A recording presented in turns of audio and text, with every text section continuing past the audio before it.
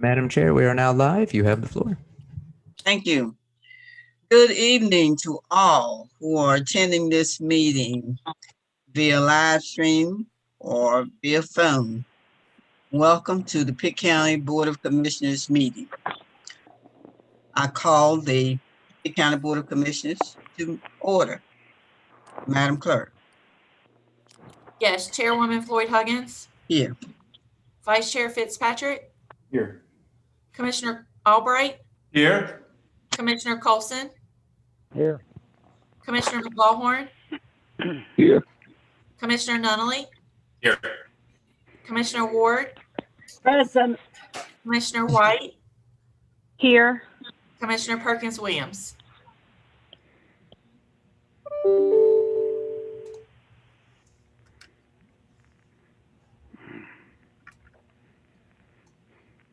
Here.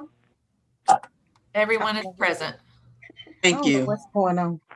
We'll have invocation by Commissioner McLawhorn and pledge by Commissioner Fitzpatrick. Now shall we pray? Thank you, Father, for this day and for life, health, and strength. We ask for your wisdom and guidance as we make decisions this evening. In thy holy name we pray. Amen. Amen. Okay, please salute the flag. I pledge allegiance to the flag of the United States of America and to the republic for which it stands, one nation, under God, indivisible, with with liberty and justice for all. Amen. At this time, I will entertain a motion to approve the agenda. Madam Chairwoman, I would suggest on the agenda, the board consider moving the closed session at the end up after your 6 public hearings, then also move item number 5 on the consent agenda, which is the resolution to support the NCAC Initiative on Food System Resiliency immediately following that closed session. Then you'd proceed with items to report. Okay. Madam Ward? I move that we accept those changes. Madam Chair, I Yes. had my hand up. Oh, I'm sorry. What I wanted to do is I was going to put it or request that the public hearing go behind the public addresses, but after hearing Scott, it made me wonder, can we have the closed session between section 10 or item 10, 4 and 5, right before the sheriff's office meeting? And then that way we will not be holding up a lot of people for potentially a long period of time. I don't know how long our closed session will be. And then if what Scott had said about the NAACP. No, not I'm sorry.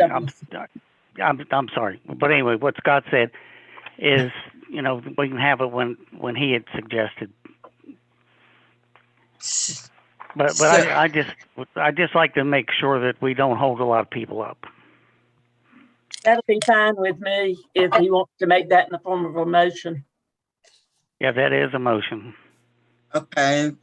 Repeat it again so I'll know where to change my.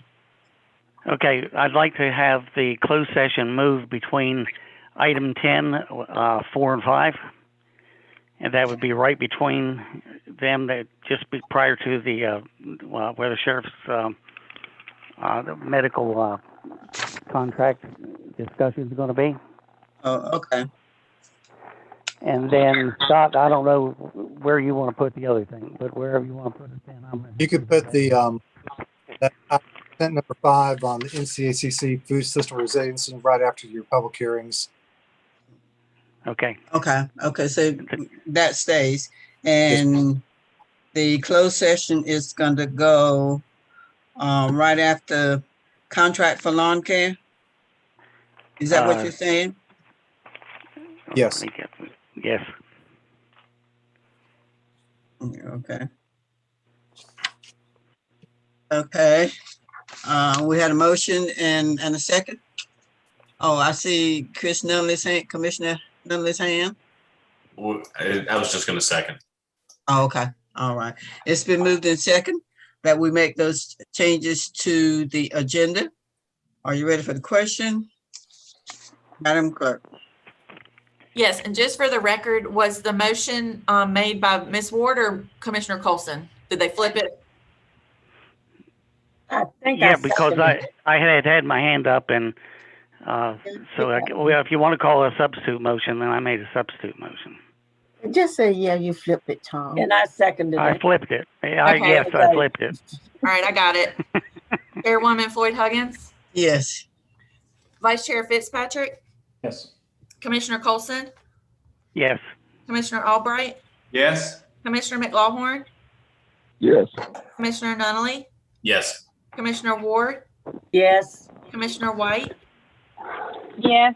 Commissioner Perkins Williams. Yes, Motion passes unanimously. Thank you. The agenda stands approved with those corrections, those changes. At this time, Mr. Manager, do we have anybody signed up for a public address to the board? No, ma'am, there's nobody signed up tonight for any public addresses. Oh, that's nice. Thank you. Now, at this time, we will have I have to move out the closed session there. We'll have public hearing. We're gonna, first one is amendments to the Pitt County zoning ordinance, and we'll have James Rose speaking. Actually, Madam Chairwoman, we're going to have Eric Gooby on this first one, and then the remaining 5 will be. Well, I think James wants to talk first. Thank you, Madam Chair. Yes, just as an introduction here, you may be aware we have 6 public hearings on slate for tonight. These changes are primarily due to changes to the planning legislation. That's been long awaited, and a lot of these changes are absolutely necessary, and we've been working with legislators and our planning association for quite a number of years to get some of these clarification items, terminology issues, all those things corrected. It's been quite a challenge. So with that, I'm going to go through a few things before Eric comes on to talk about the zoning ordinance. Again, 6 ordinances under consideration for amendment tonight. Those include zoning, subdivision, manufactured home park, flood damage prevention, addressing, and sexually oriented businesses. And again, primarily these changes are in relation to Chapter 160D. You'll hear that time and again tonight. That's a consolidation of both the municipal and county planning legislation from years past. The county legislation used to be 153A, cities was 160A. Those have been combined now into 160D. Not to go into a lot of detail tonight about these. There's been a lot of discussion internally. We've been dealing with our planning board through this amendment process.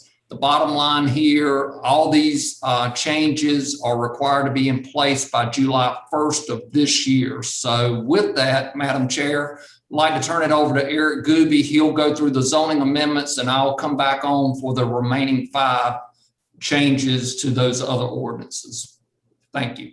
All right, thank you. Okay, Eric, you're up. All right. Thank you, Madam Chair. I'm going to just share my screen real quick.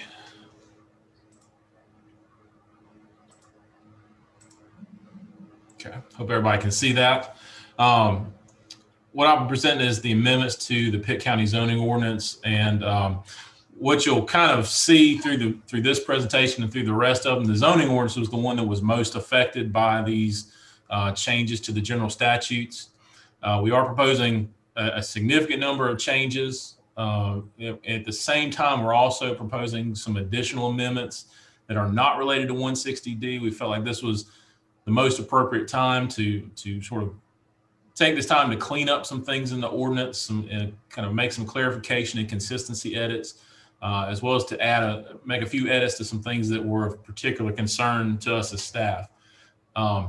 We do have a 160D website that we set up. It's pittcountync.gov with /160D.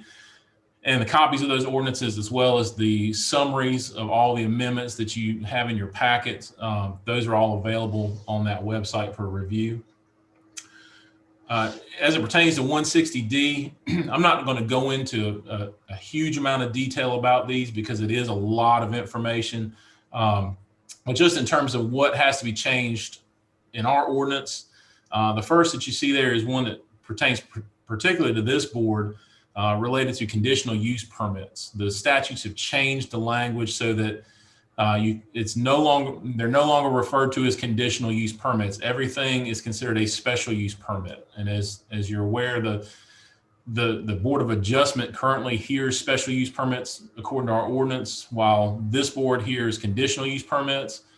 We've proposed a fairly novel change to it to try to classify. They'll both be special use permits, but we'll have a class 1 and a class 2. And I'll get into that in a little bit more detail here in just a second. We also had to broaden our conflict of interest standards. The statutes provide a lot more information in terms of what appointed boards can do, what they can't do, what the governing board can or can't do, and also what staff can or can't do in terms of conflicts of interest. The statutes also clarify the quasi-judicial procedures and evidentiary hearing requirements. So for those items where a special use permit is required, it clarifies exactly what the procedures you have to follow would be. It clarifies some of the Board of Adjustment requirements, as well as expands on the vested rights provisions, as well as permit choice. The vested rights, they've changed a little bit in terms of terminology, but also in terms of what sort of vesting period can be provided for certain types of developments. In permit choice, it opens that up so that if an applicant has submitted an application for an approval and the ordinance language changes after that submittal, they have the option to choose which regulation they want to apply to that submittal. Also, some zoning amendment requirements, particularly with consistency statements, has been changed. That's another item that y'all deal with on a fairly regular basis. And one of the things is, as I mentioned, with the conditional use permits, we have to make sure that the terminology we use in our ordinance, as well as the definitions, they have to be consistent with the statutory language. So we can't have a definition in our ordinance that differs from what's in the statutes, and we can't have different terms. So that's been another big change. There's also a use that the 160D now allows, which is the temporary healthcare structures. We're incorporating that into the ordinance in terms of our specific uses in our use table. And what that is that's a use that if you are a caregiver for somebody who is handicapped or needs some sort of special assistance, it allows you to put a structure on your property for them to live in, almost like a mother-in-law suite or an accessory dwelling unit. And it's allowed to stay there for a certain amount of time until such time as they don't require that care anymore. And then also we're updating our general statute references. So where we used to have 153A throughout the ordinance, we now have to change all of those references over to 160D. So we'll get into some of the other amendments. As I mentioned, the changes to the conditional use permits, what we're proposing is to split them into two types of special use permits. The first would be a class 1 special use permit, which is essentially the old conditional use permits. That's what you hear. So instead of being shown as a C in our permitted use table, they'll now be shown as an S1.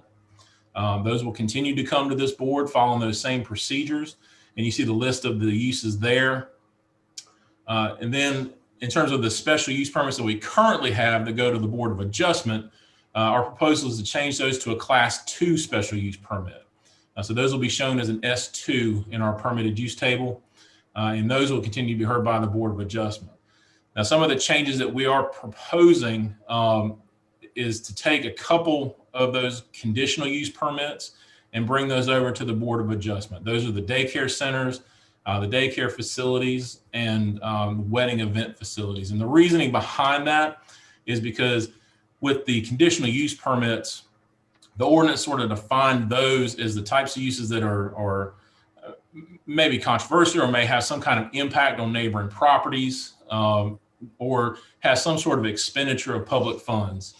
And so if we take those handful of daycares and the wedding events and shift those over to the Board of Adjustment, that kind of gets that off y'all's plate so that you don't have to spend so much time on those, and you can kind of get back to doing the county's business. Those tend to be fairly unobtrusive types of uses.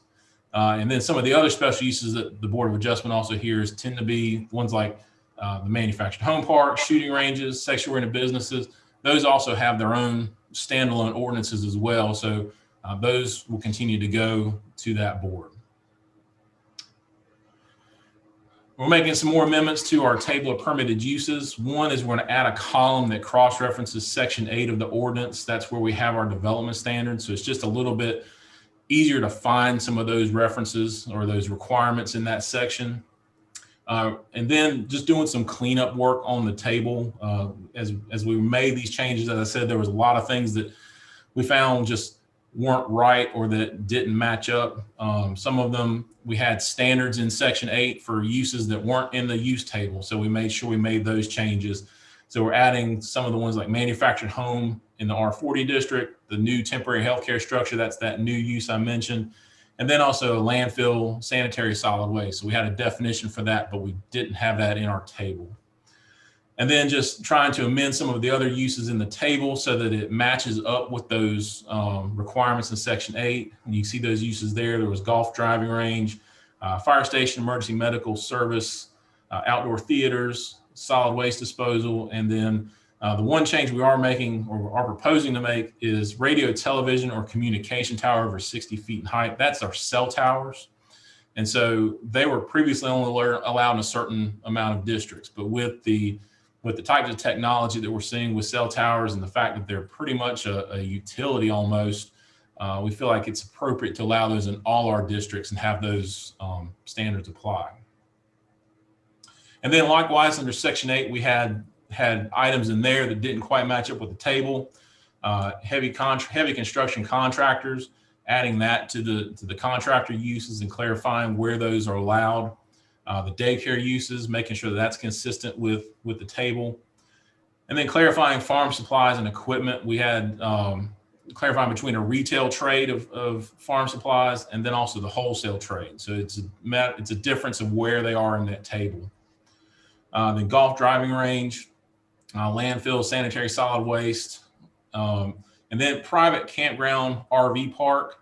We are proposing a minor change to that to not only allow it in our rural commercial district, but also to amend the interior road access width, basically to accommodate emergency vehicle access. We had the ordinance currently only requires a 10-foot wide lane, but we found when we've had some of these RV parks come in, that 10 feet isn't wide enough for a fire truck to get down. So the emergency services, when they've reviewed these plans, they've asked to have wider fire lanes to accommodate them. And so that's to accommodate that requirement. And then again, allowing the radio, television, or communication tower in all districts. Retreat conference center, again, make sure that's consistent with our table. Another change with the solar energy facility or solar farms, that's a use that this board is familiar with hearing. Amending the use separation to measure from the boundary of the facility rather than the property line. And this is similar to what we do for mining operations, so that as there is, as a large facility, if it crosses property lines and it's all under the control of one developer and one operator, if the property line is interior to the facility, that way we don't have to measure the setback off that interior line. So they don't just have a 100-foot strip down the middle that they can't include any of their equipment on. The solid waste disposal, non-hazardous, allowing that in our GI district, and then also fixing the outdoor theater to incorporate that into HC or heavy commercial district. One other change we're looking at too is amending Section 10. And this is our off-street parking, stacking, and loading requirements. we're looking to amend our landscaping requirements. So we're proposing to change this section to off-street parking and landscaping requirements instead of just stacking and loading. And what we're proposing is currently, we only require screening for non-residential uses when they have 10 or more parking spaces. So, and really the screening is only for that parking area. And what we've come across is we have a lot of uses sometimes that come in. We've had rezonings before that have come in where the use is, it does not require that amount of parking to trigger the landscaping, but it's something that really should have some type of screening or buffering between it. So what our proposal is to amend that buffering to apply to all new non-residential land uses, so that we would have some type of screening or buffering that we can require between those and adjoining residential land uses. And this would also exclude bona fide farming activities because they are exempt from our zoning requirements currently. Also, in those buffer yards, there is some current language that says that the buffer yard can be reduced if you use a wall or an opaque fence, but it doesn't provide a specific amount of reduction. And so that is a discretionary type of decision, and we're not allowed to make that type of decision as staff. The ordinance has to spell out how much that reduction is. So our proposal is to reduce that from the 10-foot buffer to 5 feet if they do use that wall or fence. And then also to amend the required minimum height for a screening berm from 3 feet to 5 feet. And that's consistent with that height for the wall or fencing also. And then also for any berm that is used, it will be required to be planted with a permanent ground cover of natural vegetation in order to stabilize it against any sort of erosion. A couple other just short amendments that we're proposing: reducing the time limit to establish a conditional zoning district from 2 years to 6 months. As this board's aware, when we do a conditional zoning district, there's a plan that's submitted. The ordinance currently allows them up to 2 years to get that plan in place and to have the use established. And what we found from an enforcement standpoint is that 2 years is just too long. It drags out. And so you have certain uses, and we've got at least one that we're looking at right now that is drug out and is going to push it right up to that 2 years before they get into compliance, or they're able to get into compliance. And then, so what we're proposing is reduce that to 6 months, because the intent of a conditional zoning district is for it to be a use that is imminent, or that you are ready to go ahead and develop on the site. We're going to be removing some language regarding certificates of zoning compliance. That's the way it's worded in the ordinance. It's almost like a certificate of occupancy, and we just don't do that. And so it's not part of our process. So we're proposing to remove the language. Then just updating and amending our executive summary and commentary to kind of indicate all these changes that we're proposing, and then updating our appendices, as well as including sketch plans and some of our charts. Then updating our language to be gender neutral, and also just going through and correcting and formatting any typos or other numbering areas that we found in this process. The planning board did review this at its April 21st meeting and did vote unanimously to recommend approval, and also advise that the amendments are consistent with the comprehensive land use plan and other applicable plans and are reasonable and in the public interest. So since this is a zoning amendment, we do have to have that consistency statement. So what you'll see following the public hearing is there will be 2 motions: one to approve the consistency statement for these amendments, and then a motion to recommend approval on the plan or the ordinance. So with that, Madam Chair, I'd be glad to answer any questions, or I can just turn back over to James for him to continue. Seeing no, I do see Commissioner Perkins Williams' hand. Do you have a question? Thank you, Madam Chairman. I was a little stunned at the number, and I read all of those, and a lot of the things were repeated. So I'm sure that the terminology or the wording for definitions, I had a little book that I had on planning. Is there somewhere we'll get this, Mr. James Rose? You have a good book about planning that you'd like to do what with? Will we get these updated things? Absolutely. As part of our motion tonight, we're recommending that all these amendments be effective July 1st. Right. And in turn, the Code of Ordinances will be updated as well. And people who normally deal with them will get a notice or something, or is that something they got to find out on their own?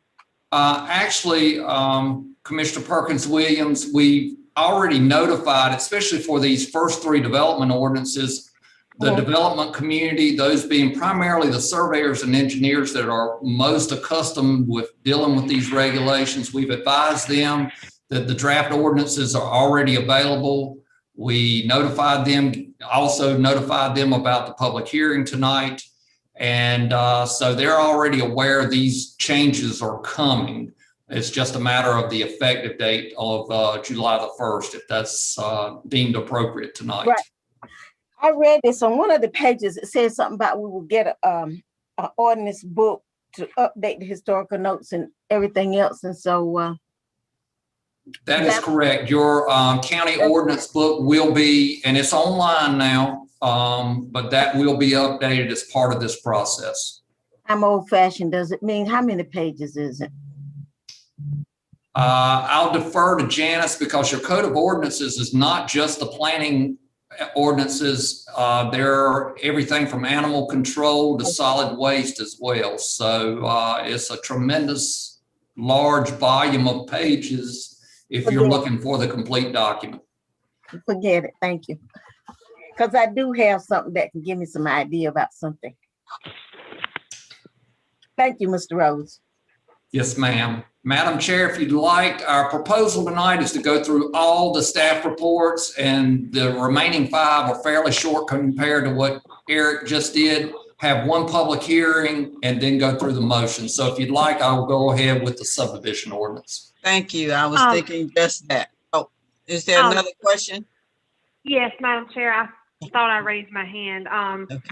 I do have 2 questions for Mr. Gooby. One, I heard something about, did I hear something about some farming supplies or farming ordinances? I'm on the phone, so I'm not able to see his screen tonight. Yes, ma'am. Basically, what we're proposing is just to clarify, they both have the same sort of development standards for if somebody wanted to open a farm supply store, whether it's retail trade or wholesale trade. They have the same requirements essentially, but the ordinance didn't really clarify between the two. So that's the only, nothing has changed in terms of the requirements. It's just distinguishing between whether it's a retail trade or wholesale trade. Got you. And my last question was, I understood that you're moving the time period from 2 years to 6 months for those conditional use permits. And I'm sure if a person is truly trying, it takes them a few more months than 6 months, y'all will grant them an extension and, try to kind of work with them as long as they are making the effort to make those changes, right?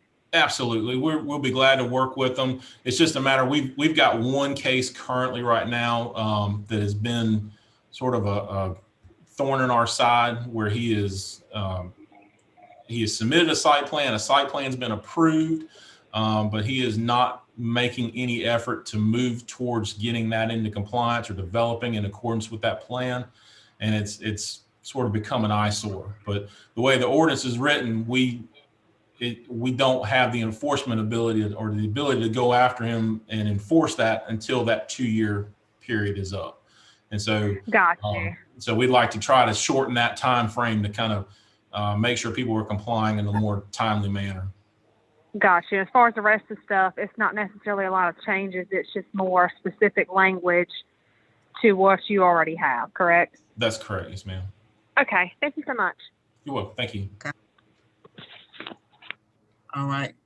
And Madam Chair, Commissioner McLaughlin also has his hand raised. Okay. All right. Commissioner McLaughlin? No, that was a mistake. Thank you very much anyway. Okay. No other hands? If not. All I want to know, can we combine these amendments in one motion? Yeah, that's what James is going to do. He's going to talk about all of them, and then at the end, he will. Okay, thank you. Okay, Madam Chair, I'll move forward to the subdivision ordinance changes. Please go ahead. Okay. And again, all, for the most part, primarily based off 160D, that chapter and the new statutes there. Similar to what Eric just mentioned about the zoning ordinance, there are several standards that need to be met now, dealing with everything from conflicts of interest on through different hearing requirements, new terminology and definitions. So all those references are being updated. Two other things that we've also included on this, one in particular that we've been working hand in hand with the Department of Transportation on, is driveway permits and access to state maintained roads. And we have added language about separation of driveways, and particularly driveways that provide access to flag-shaped lots. And you've probably seen some of these lots that are, if you can envision a flagpole, it has a long linear lane leading up to the bulk of the lot. There have been problems where those are stacked side by side, those flag poles, and in turn, the driveways are very close and they cause some turn movement issues. So with that, we're looking for a broader separation of those driveways, and that language has been included. That's also been reviewed by the Department of Transportation. And also, you may recall a year or two ago, we did include open space requirements. And one thing that we need to limit in that open space is whether septic systems would be allowed in there. And we see the need to exclude those from those open spaces. Those open spaces were designed to be undeveloped. If you put in mound systems or other types of on-site septic systems, that could be problematic. So we're suggesting that those not be included in the open space requirements. Also, there's some other clarifications, and one in particular that Commissioner Perkins-Williams asked if we'd gotten some review comments. Yes, we have. The amendment to Appendix 1 is actually one of those. There is really no requirement, as we've done further review, to have a notary block along with the certificate of accuracy that is required by the licensed surveyor. So we're removing that. That helps in the process of getting things recorded. And again, this particular subdivision ordinance has also been reviewed by our planning board, and they're recommending approval of that. And on to the manufactured home park ordinance. These two ordinances, the subdivision ordinance and the manufactured home park ordinances, were drafted by design to be very similar, especially with their review processes. So not surprisingly, the changes pretty much mimic one another. So all those other issues that we talked about, conflict of interest, the hearing requirements, the terminology, that's similar with this ordinance as well. And the planning board has also reviewed this and recommended approval of those changes to this ordinance. So moving on then to our flood damage prevention ordinance. And you may recall you just dealt with this ordinance last year. There were a number of changes then. 160D added another layer of amendments. A few things in particular, and besides just some of the reference changes, Section 7 is a big deal because every time that we got updated floodplain maps in the past, we had to bring those back before you have those incorporated into the ordinance. The new language allows any updates to automatically happen. That is a very good thing. So we have updated maps as soon as they become available, and we refer to those. There are some other bulletins that have been incorporated per state requirements, and also some other legal changes with that. The addressing ordinance, you deal with that from time to time. Very minimal changes dealing with 160D. There was one definition change that was outside of 160D, and that was to the definition of a road. So that has been included for your consideration. And then finally, the sixth ordinance for consideration is the sexually oriented business ordinance. Legal staff has certainly been highly involved with this in the past, besides the 160D changes. And you've already heard about this from the manager with the changes to some of the fees. Number one, we're recommending removal of the annual license fee of $200. We're also, per court order, reducing the initial license fee from $1,000 to $500. That is already included in your budget for the upcoming year. And with that, Madam Chair, as we've recommended, we suggest holding a public hearing jointly for all 6 of these, and then we'll come back with the individual motions. Our legal staff has advised us it'd be best to have those handled separately and do separate roll call votes for each one of those ordinances. So with that, Madam Chair, we're ready for the public hearing. Okay, we'll now open the public hearing. Mr. Manager, what happened? At this time, there's nobody signed up for any of the 6 amendments to the 6 different ordinances. Okay, well, if nobody signed up, we will close the public hearing. And then we'll come back to you, Mr. Rose. Okay.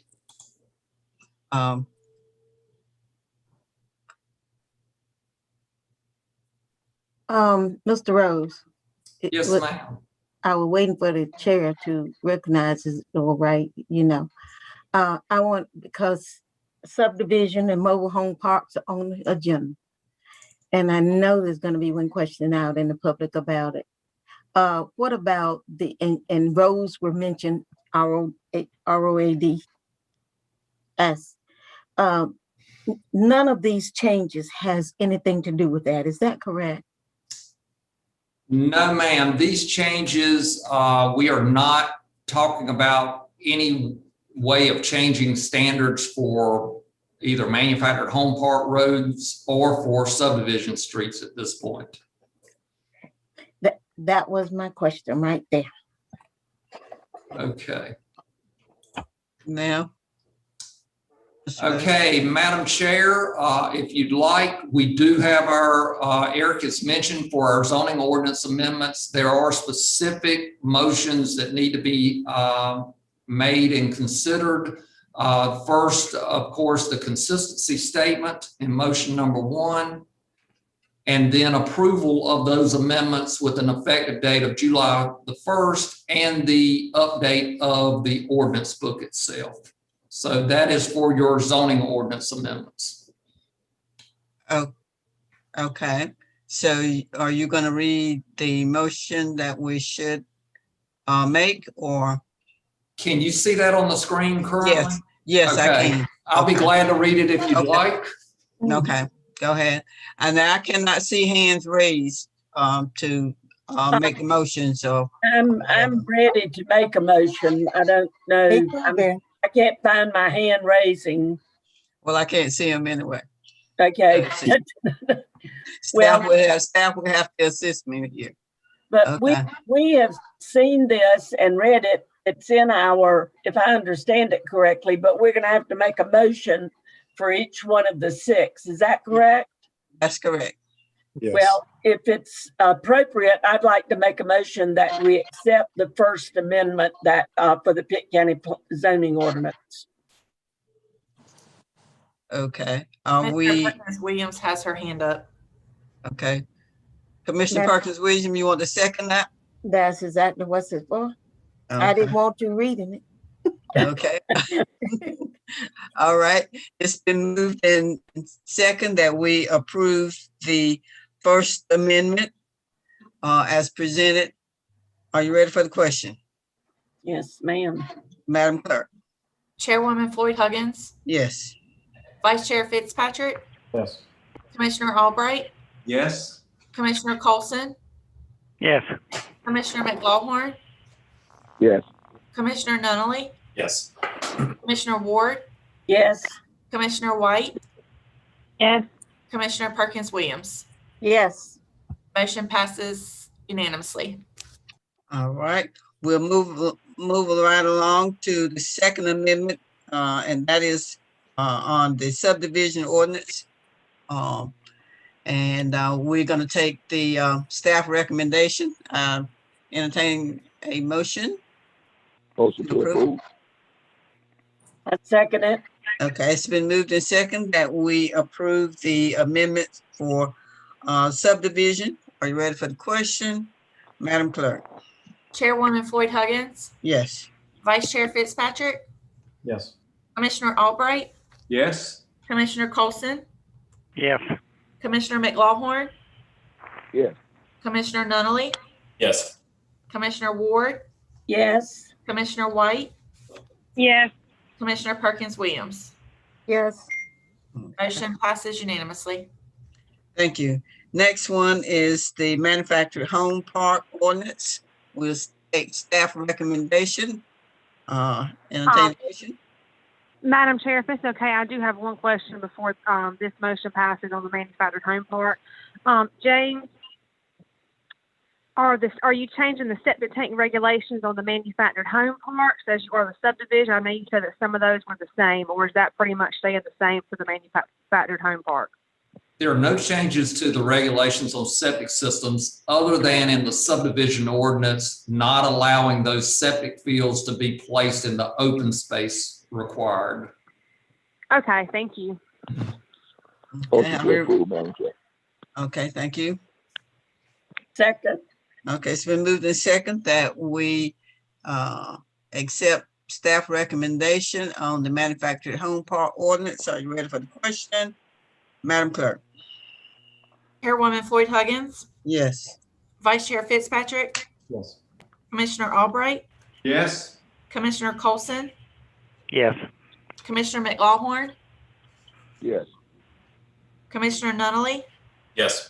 Commissioner Ward, Yes. Commissioner White, Yes. Commissioner Perkins Williams. Yes. Motion passes unanimously. Thank you. We'll now move to the flood damage prevention ordinance. Staff recommendation. I entertain a motion. Motion to approve.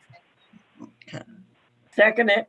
It's been moved in second that we approve staff recommendation to the flood damage prevention ordinance amendment. Are you ready for the question? Madam Clerk? Yes, Chairwoman Floyd Huggins, Yes. Vice Chair Fitzpatrick, Yes. Commissioner Albright, Yes. Commissioner Colson, Yes. Commissioner McLawhorn, Yes. Commissioner Nunley, Yes. Commissioner Ward, Yes. Commissioner White, Yes. Commissioner Perkins Williams. Yes. Motion passes unanimously. Thank you. Now, the amendment to addressing, ordinance. I move for acceptance. I Second. second. Moved in second that we approve the staff recommendation to addressing amendment ordinance. Are you ready for the question? Madam Clerk? Chairwoman Floyd Huggins, Yes. Vice Chair Fitzpatrick, Yes. Commissioner Albright, Yes. Commissioner Colson, Yes. Commissioner McLawhorn, Yes. Commissioner Nunley, Yes. Commissioner Ward, Yes. Commissioner White, Yes. Commissioner Perkins Williams. Yes. Motion passes unanimously. Thank you. Last one, ordinance regulating sexually oriented businesses. Staff recommendation, entertain a motion. So moved. I second it. It's been moved in second that we approve staff recommendation. Are you ready for the question? Madam Clerk? Chairwoman Floyd Huggins, Yes. Vice Chair Fitzpatrick, Yes. Commissioner Albright, Yes. Commissioner Colson, Yes. Commissioner McLawhorn, Yes. Commissioner Nunley, Yes. Commissioner Ward, Yes. Commissioner White, Yes. Commissioner Perkins Williams. Yes. Motion passes unanimously. Thank you. Thank you, Madam Chair. Thank you. You're welcome. Okay. Now we'll move to the next item. Scott? Yes, ma'am. We have moved up from the consent agenda, the item number 5, resolution to support NCACC initiative on food system resiliency. We have on here Lee Guth, our qualified extension director. He's going to introduce this topic and also then give you the consideration to adopt the resolution. Okay.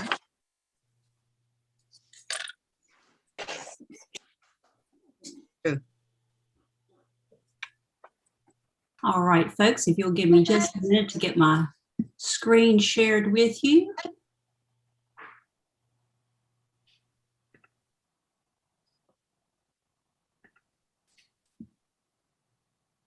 Okay, let's see here. Whoops. I've got too many things on my screen. I can't see them all. There we go. So I am speaking to you tonight. I've had several chances to talk with Commissioner Floyd Huggins about food insecurity and the state of that in North Carolina. And I'm speaking to you tonight about the NCACC presidential initiative about food system resiliency. And speaking in part on behalf of the Pitt County Farm and Food Council, we are supporting this resolution by a vote of the council that was held during the past week.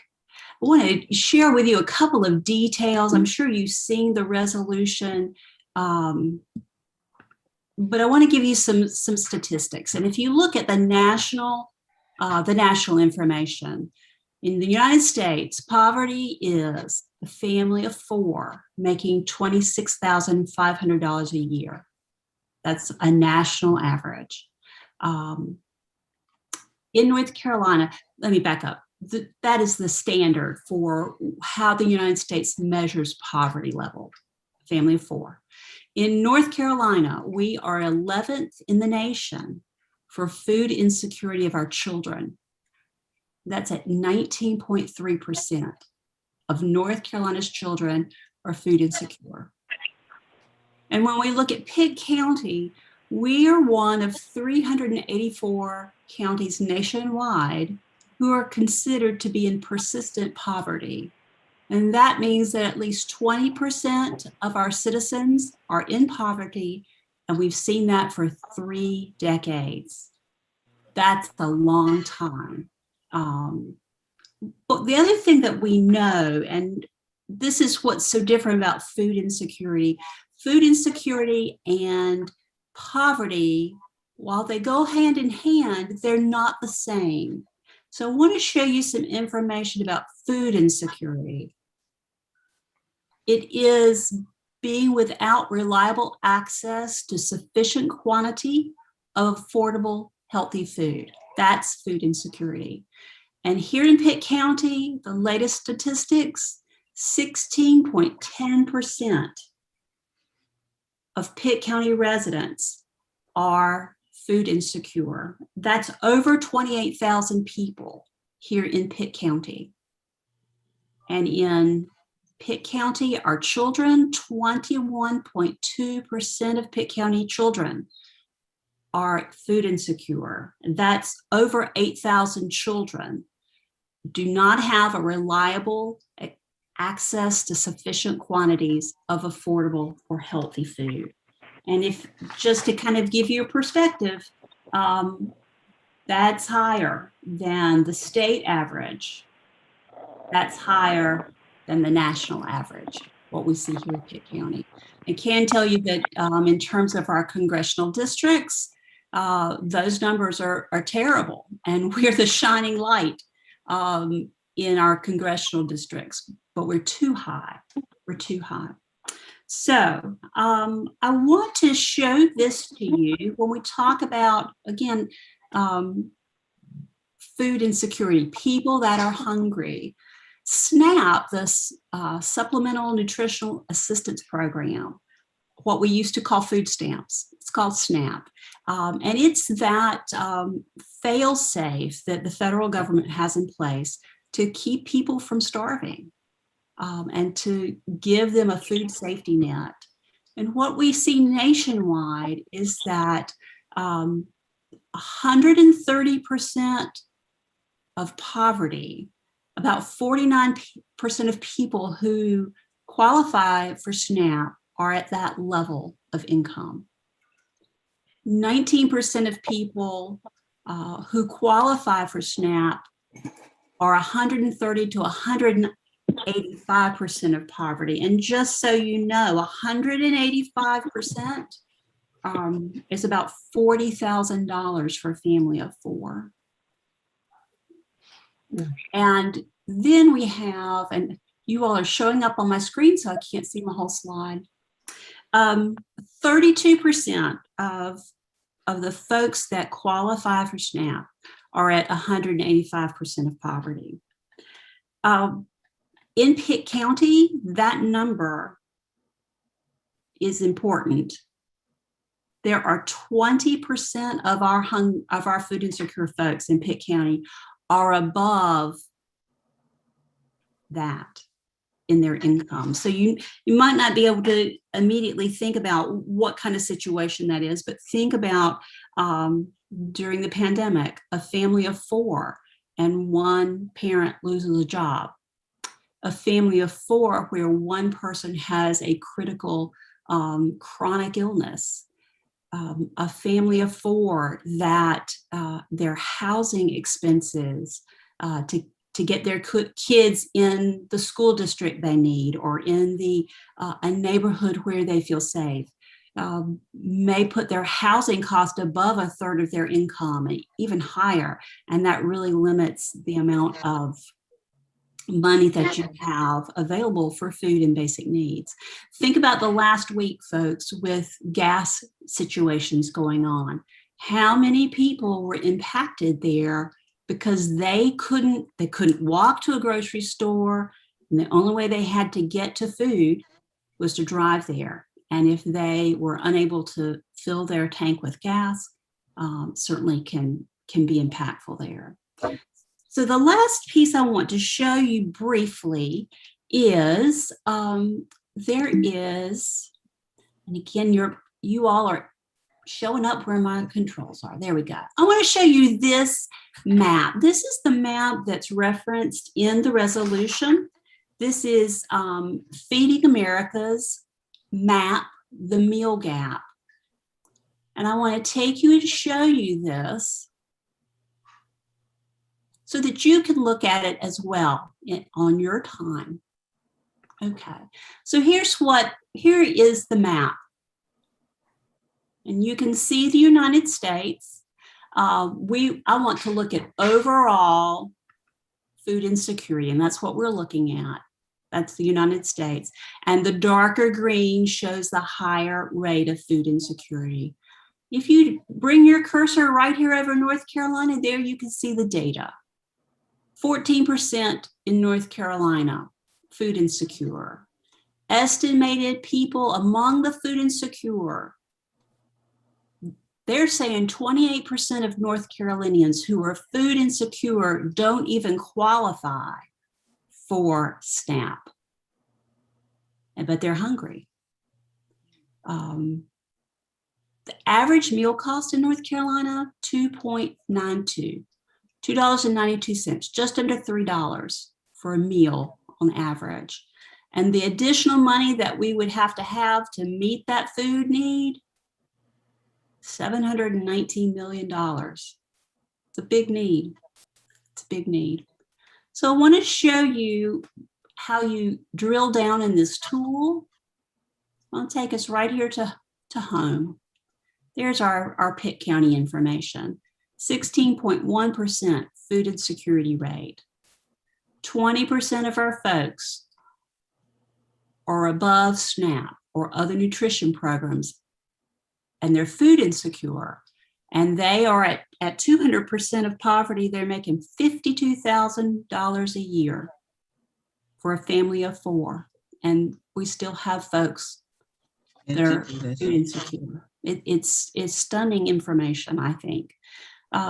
In Pitt County, our average meal cost $2.93, and we need about $14 million to be able to meet all of the food demand. And so this is one of many reasons that Commissioner Martin County has focused on this as his project for the association this year. So I'd be glad to try to answer any questions that you have. And, you know, there are several people in the county working on this. My colleague, Allison Schwartz at the Health Department is working on some of this information and strategies. There are programs that we're implementing across the county, such as our FNET program in the Extension Office, where we're trying to teach people how to use their food dollars wisely. But there are a lot of folks that are suffering. So what questions might you have for me? First of all, I want to say thank you, Leah, and I can't see the hands. I can't see hands. Legal, Mary. Yes, ma'am. I want to thank you for the what you're doing as far as educating to make up the difference in that. Having it's not education, it's not that the parents are not educated, it's a matter of the region. And I know how that is, having been there with 2 children. And I did attend one of your sessions out at Holy Temple, and it was very beneficial. This is what I say to the residents over here. Find a sunny spot, find a collard cabbage or any kind of vegetable plant or squash and plant it in your yard. Dig a hole and drop a seed. The seed will come up and you have great nourishment for your family. And that's how you can make up a difference and feed a better meal. So I still encourage that. We have a lot of it and we just have to find ways to make up. And you are correct. Thank you so much for what you do. Thank you, Commissioner. And again, if we could have solved this problem, it already been solved because so many people are concerned about it. And it's a multifaceted issue. And having healthy food, being able to grow it is one piece of it. And I think Commissioner Floyd Huggins, I believe that your colleague in Martin County, the purpose of this is for commissioners to say, yes, this is critical. And Yes. And I feel like in some ways you all have already said that with your support of the Farm and Food Council in 2017, because that's part of the Food Council's mission is to look at addressing some of the issues around farm and food. Your support of the farmers market, again, having access to local farms and food. So if I'm in order, Madam Chair, I'd like to make a motion that we support this. Okay. All right. Thank you. Can I have a second? Second motion. Commissioner Ward? Okay. I second. Okay. It's been moved in second that we support the resolution. Are you ready for the question? Madam Clerk? Chairwoman Floyd Huggins, Yes. Vice Chair Fitzpatrick, Yes. Commissioner Albright, Yes. Commissioner Colson, Yes. Commissioner McLawhorn, Yes. Commissioner Nunnally, Yes. Commissioner Ward, Yes. Commissioner White, Yes. Commissioner Perkins Williams. Yes. Motion passes unanimously. thank you all.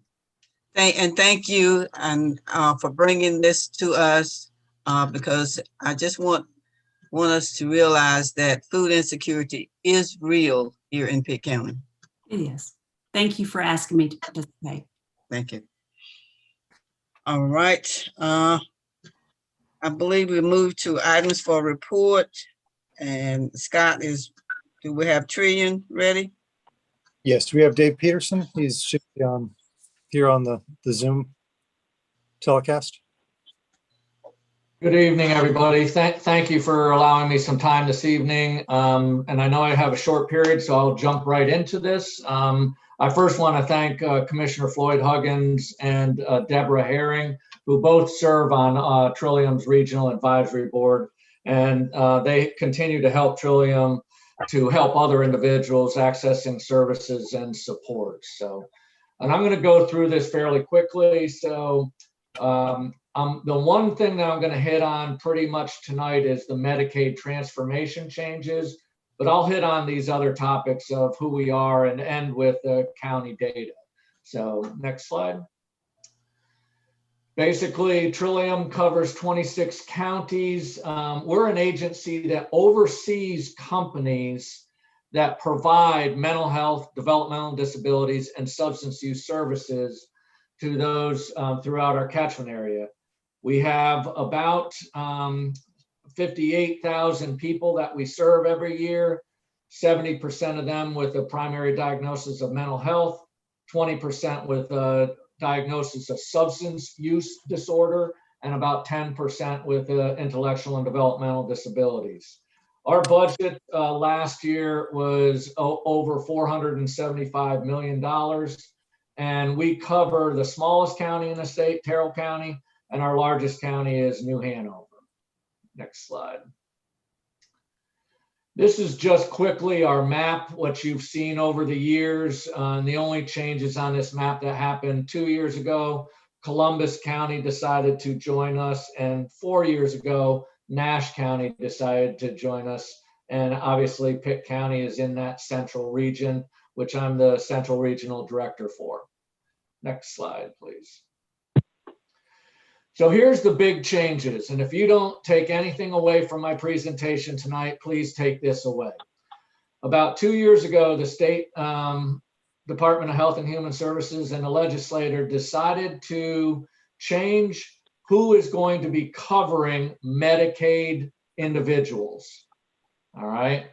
So they put out an RFP for this, and these 5 insurance companies, private insurance companies, won the RFP that the state put out, and these insurance companies are going to be serving the mild to moderate Medicaid behavioral health recipients that Trillium currently serves today. All right, keep that in the back of your mind. Next slide, please. This is the state map of those 5 insurance companies and how they divided up the regions. 4 out of those 5 insurance companies are statewide, and all of you know United and Blue Cross and AmeriHealth. Those are the ones that are statewide. Carolina Complete Health is only in regions 3, 4, and 5. Okay, next slide. Like I said, those companies are called standard plans. I've been talking with you all since about 2018 about this, and now this is finally coming to fruition. The standard plans had an enrollment period from March 15th through May 14th, and obviously it just ended. And from what I heard today in a call with the state, of the 1.5 million people in the state that did and chose one of those insurance companies themselves, only about 200,000 people chose which plan they wanted. So on Saturday, the state started to auto-enrolling all of those individuals into these insurance company plans.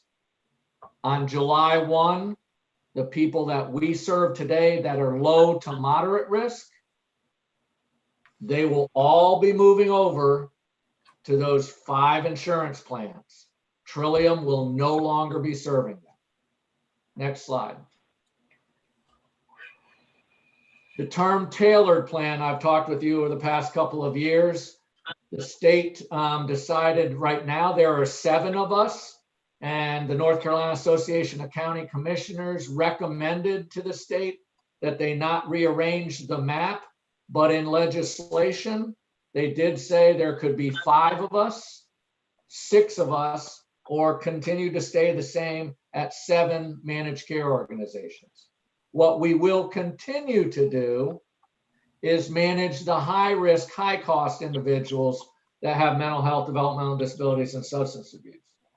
The state released the RFA to us, and we were the only ones that could apply, the 7 managed care organizations in the state, on November 13th. The big difference is we will now be managing, once we get approved, we will be managing the whole person. So right now, for example, we only manage the person with their mental health issues. But if they have physical health issues, we will also be managing their whole person on their physical health. Next slide. Here is the current map of us today, and you can see Trillium is all of the light green counties, and we're all contiguous except for Nash County. We have the most counties in the state and the largest land mass to cover with our organization. Next slide. So the state asked us to apply for these. The applications were due back to the state on February 2nd, and they will award us a contract if we are chosen, and I am highly confident that we will be chosen on June 11th as one of the managed care organizations. Let me just keep it kind of in perspective. Picture the boxes that you get for your copy machine that hold all of those reams of paper. Our application filled 21 boxes. Okay, that's how big the application was. We'll have a readiness review in the fall or early spring, and then we go live managing the whole person and continue to manage the high-end mental health, developmental disabilities, and substance abuse services on July 1, 2022. Next slide. So what will this look like? You just heard about food insecurities. We will also be delving into transportation, housing, food insecurities, employment, and personal safety. We have to also, if we're dealing with the whole person, we have to contract with every single pharmacy in our 26 counties. That's 2,100 pharmacies that we have to contract with. The other part of it is we have to contract with all the primary care doctors and offices that serve Medicaid. That's thousands of primary care offices that do Medicaid's services. Next slide, please. I'm going to go really quickly through this. Our call centers are going to have to change. In the state application, we're required to have a separate call center for just pharmacies, a separate call center for just providers of those thousands of providers, a separate nurse line, and a current call center that we have today that accepts calls for business and for individuals needing services. Like I talked about, we'll be contracting with pharmacies and primary care offices, and our care management is going to have to change to serving whole person care. Next slide. So the impact today, for today, up until June 30th, the services will remain with the individuals that they currently have. But on July 1, the private insurance companies will be managing the low to moderate risk individuals. We want to make sure that folks are hearing that. And I know that Jan Elliott over at the DSS department will be getting a lot of calls, if she hasn't already, about questions on standard plans and tailored plans. All right. So we're going to be changing our infrastructure to make sure that we have enough folks that are dealing with the whole person, and how we're going to be contracting with those pharmacies and primary care services. Next slide. So now I just want to go into how we've been managing the COVID impact. We have a separate website that's dealing with COVID-19. In order to keep our providers alive out there, it was important for us to increase our rates that we paid providers from 5 to 30% so that they didn't drop out. Because a lot of these providers, people would come to their office for service. Well, we had to make sure we made adjustments on that change. We waived some prior authorizations to speed up the process so people who had severe substance abuse issues, if they had to wait 2 days for an authorization, that would be too late. So we waived authorizations in some areas. We supplied COVID kits and increased respite hours. We have been trying to promote telehealth because people did not want to go out of their home. So in order to promote that, we did some telehealth services, and also we did some food delivery services during this time. Next slide. So we're going to be continuing to, as of Thursday, as you all heard, and then Friday, we've been only allowing 15% of our staff into our offices. We continue to have our access to care line 24/7. If folks are interested in any of this information, we have our website that deals with this. Next slide. So project updates, I'm not going to go into every one of these, but I want to hit on naloxone kits. Pitt County Sheriff's Department just got over 100 naloxone kits given to them last week. We have been doing a lot of projects in regards to racial equity. Internally, we have to look at ourselves, and externally on how we can manage it in the community. Also, I believe it was several months ago, but Commissioner Floyd Huggins was at the ceremony where we did give Sadie Salter Elementary School a reward for Safe Schools, Healthy Kids for $5,000 because they were really on top of managing that online program that deals with bullying and depression and substance abuse. So we've been doing a lot of work like that. And then the last slide is Pitt County specific data. Last year, we served 7,748 individuals, 5,763 with a primary diagnosis of mental health, 1,755 with a substance abuse diagnosis, and 832 with an intellectual and developmental disabilities diagnosis. And these numbers do not add up to the 7,748 because many people have dual diagnosis. So, and that's my presentation in hopefully a timely manner. And I'd be happy to answer any questions.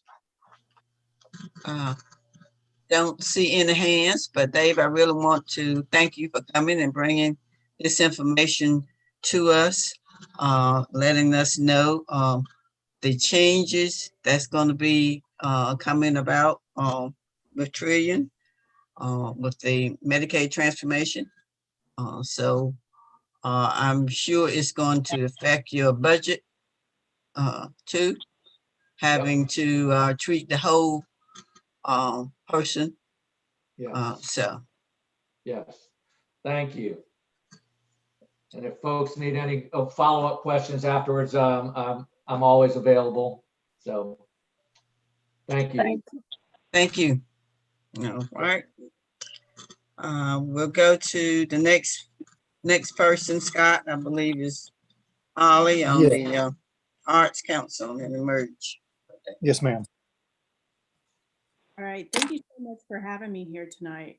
Let me go ahead and share my screen. And so I want to take tonight to let you know some of the things that we've been doing this last year. It's been a little while since I've updated the commissioners on what the Pitt County Arts Council is all about. And I'm going to try to do that in a really concise manner because I want to get to an exciting new project that Pitt County is actually one of our major stakeholders in.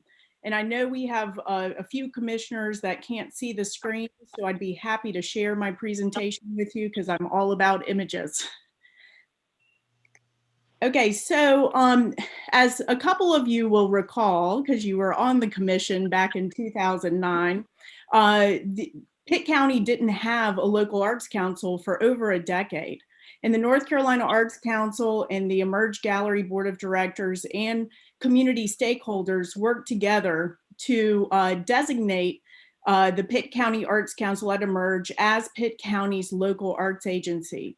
And this was so important because it helped cohesify our arts organizations and our artists and work collaboratively to make things happen. And so a few things that we do countywide each year, and even in a pandemic year, we get together our arts organizations for a monthly arts coffee. And we actually only missed 1 month because of the pandemic. And the ability to use Zoom actually increased our attendance and really helped us serve as a resource, collaborate, network. And this is just one screen of attendance to those Zoom meetings. Sometimes we had close to 20 and above 20 individuals being a part of that. We really try to serve as a resource for our arts organizations. And one thing that the Pitt County Arts Council provides is pro bono planning for our nonprofits arts organizations. So right before the pandemic, I did a strategic planning session with the Farmville Community Arts Council. And we're looking forward to picking that back up this next year. And also we hope to be doing strategic planning for the Greenville Museum of Art. Our mission for the Pitt County Arts Council at Emerge is to enhance the quality of life in Pitt County. And we do that in 3 ways. And we think about this every day my staff comes to work. We do that by promoting our artists and our arts organizations, by educating through the arts. And I feel like the most important is making the arts accessible to the entire community.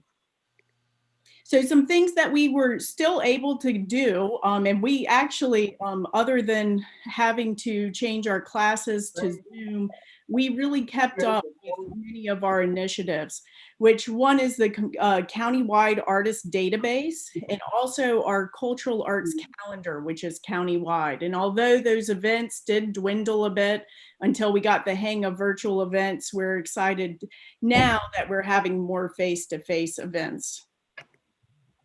We also continued our African American music series. And as some of you will know, Pitt County is one of 8 counties as part of the Eastern North Carolina African American Music Trail, which was formed by the North Carolina Arts Council and NCDOT. We are so excited to be one of these cultural trails. And we have been able to continue our music series here in Pitt County with Carol DeShiel as our artistic director and featuring different artists with ties to Eastern North Carolina. We've been able to do that virtually, and actually last Friday had the house band back to Emerge Gallery for a small, very small audience, but we streamed that live. And we're hoping in fall we'll be back live with a small audience. We also were able to continue the Downey sculpture exhibition. This began in 2006 with just 2 stops at ECU and in front of Chico's in Greenville. And it has expanded now to 17 stops in Greenville, Winterville, and Farmville. And we are so excited to add a new stop in front of the Farmville Public Library this year. We're hoping next year, we've started some conversations with the town of Fountain and the town of Ayden, and we're hoping that we can expand there next year. But this is now a national exhibition, and we have a trail where you can listen to the artists at each stop talk about the sculpture. And this is just pretty amazing how nationally we've put Greenville on the map. We've also continued to publish our art zine, which is a mini magazine that comes out twice a year with nearly 20,000 copies printed each issue. We really try to highlight things that are happening throughout Pitt County, both with artists and arts organizations. And this is went from, the nonprofit newsletter to an exciting magazine type of publication that's inserted into the circulation of the Daily Reflector and then distributed around countywide. So if you haven't gotten a copy of this, let me know and I'll mail you one. So one of the most exciting things we were able to be a part of this last year was to expand our granting and sub-granting. And this is pretty monumental for an organization with a $600,000 budget this year. We were able to grant and sub-grant nearly $172,000 to Pitt County artists and arts organizations. We continued our ongoing grant programs like the grassroots grants to nonprofit arts organizations and the artist support grants to individual artists in 6 counties in Eastern North Carolina. But we were one of only a few countywide arts relief funds that we created. So we created the Pitt County Arts Relief Fund and donated about $16,000 to Pitt County artists and arts organizations. And I'll tell you, especially our performing artists, they have been hit so badly from going from a steady income to $0 for their income. So we were happy to help with that. And then we were so honored to be able to sub-grant funds from the North Carolina Arts Council for the North Carolina Cares for the Arts grants. So now I'm going to get into next year. And even though we have a whole lot on our annual work plan for next year, I wanted to highlight one specific project because Pitt County has been a major stakeholder in the creation of this project. And we are so thrilled that this year, next month, we will begin implementing this project. So in 2008, the city of Greenville was designated a smart city by the North Carolina Arts Council. We were the 5th city in North Carolina to receive that designation. And the objective of this grant is to come up with a project that would transform the center city through the arts. We put together a resource team with countywide stakeholders and came up with a project called the Emerald Loop. This was actually a project that former Mayor Alan Thomas had come up with for a design competition, but it was an extension of the Greenway. And so we took that idea and came up with the idea of creating an urban arts trail. The resource team unanimously chose an artist and design firm out of Seattle, Washington called Haddad Drugan, made up of Laura Haddad and Tom Drugan, to come up with the Emerald Vision Plan. And I'll be happy to share that with you. It's on our website. It's a 70+ page document outlining how we can do this. And one thing I say about artists is we come up with plans, but we like to create and produce. So it's all about making sure this plan actually happens. So Laura and Tom spent nearly 9 months working with all different stakeholders, the community, did community engagement exercises and activities, and really got a good feel of what Pitt County wanted out of their center city. So they came up with different projects featuring gateway, pavement, art treatments, a lighting plan, but the center point of the project is the Emerald Loop Art Trolley. So next month, we are so thrilled that even in a pandemic year, we are able to start this project. So we will be beginning the pavement art treatment at the intersection of Evans and Reed. This is a Duratherm material that is basically an embossed plastic that'll be recessed under the surface to enhance longevity of the material. So the expected lifetime of this material can be up to 10 years, which is far, as I see a lot of people nodding, that's pretty good. But the Arts Council is dedicated to maintaining the integrity of this intersection. The design was created by Haddad and Drugan, and if you see the center hexagon shape, that is the shape of the actual emerald. The next step that we're beginning this fiscal year is the lighting plan, a district-wide lighting plan. And we hope that the county courthouse will be one of our featured buildings in the lighting plan. We have just closed a request for qualifications for a lighting design firm who will be choosing 5 to 7 structures and working with those stakeholders. And on the Arts Council bill, we'll be coming up with different images of what the structures can look like. And we want a consistent, cohesive lighting plan. So just imagine driving toward the area and seeing this green glow or purple glow or pink glow. And so other possibilities are City Hall, the silos at the Ficklin Warehouse project, the radio tower on top of the CenturyLink building, possibly one of the new hotels coming in. But we're very excited to start these conversations about the possibilities.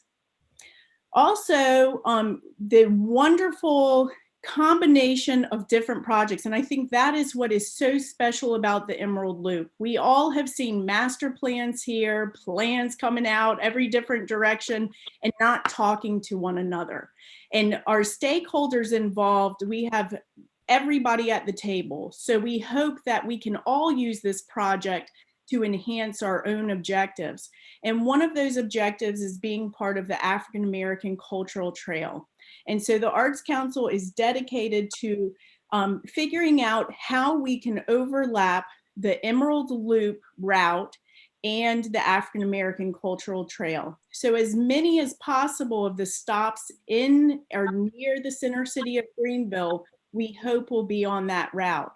Also, we are dedicated to our contemporary Black artists. And this last year, our board voted to become the umbrella organization of the newly formed Black creatives of Pitt County.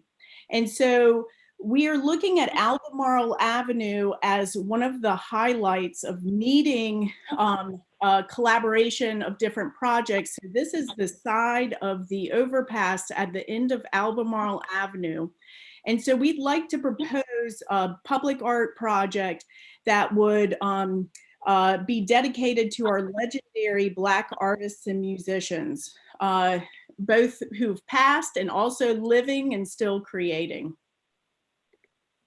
And then we get to the foundation and epicenter and vehicle of the Emerald Loop. And so it is just that, it's public art on wheels. And the Emerald Loop art trolley is not only what's going to get people from point A to B, it is going to be the equalizer and connector of our communities. The whole idea behind the Emerald Loop is a multimodal urban arts trail that will connect the gems of our community. And the gems meaning our art assets. And one thing I didn't talk about today was the 26 public art projects that the Pitt County Arts Council has overseen just this last year. But we want to highlight those public art projects, but it's also about connecting the stops along the African American Cultural Trail and our communities. And public transit just does just that. And so we hope that we will connect all different parts of our communities on this trolley, but not just for transportation, for an entertainment, for activity. And I know one thing for sure, my family, my 3 kids are going to want to ride this trolley over and over, and so will yours, as well as business professionals, retirees, students, in our entire community. So I'll end with a really exciting announcement. We haven't released this information to the public yet, so you guys are one of the first ones to hear this. We just found out that we will be awarded a National Endowment for the Arts Our Town grant. This is the first for Pitt County, and we are one of only about 60 cities in the entire country this year to receive this grant.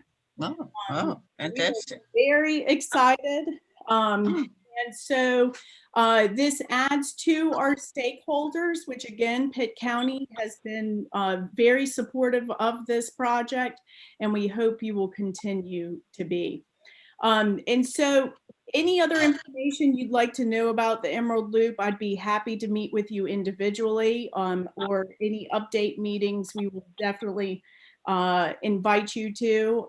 But again, we are just so honored to be the designated Arts Council for Pitt County. And I also want to let you know that next year in the spring of 2022, our goal is to begin a new strategic plan for the Pitt County Arts Council.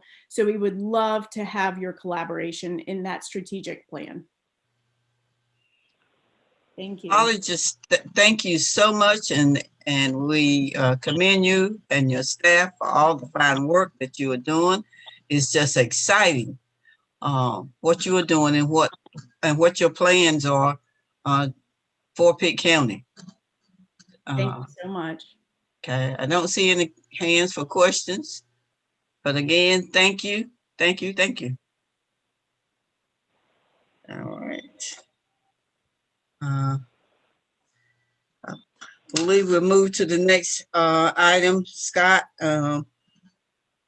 Yes, ma'am. We have a request from Dr. Landon Mason, who's part of or runs the Economic Improvement Council, which is a community action agency out of Edenton. And I believe his agency serves a portion of Pitt County or all of Pitt County with some of their services.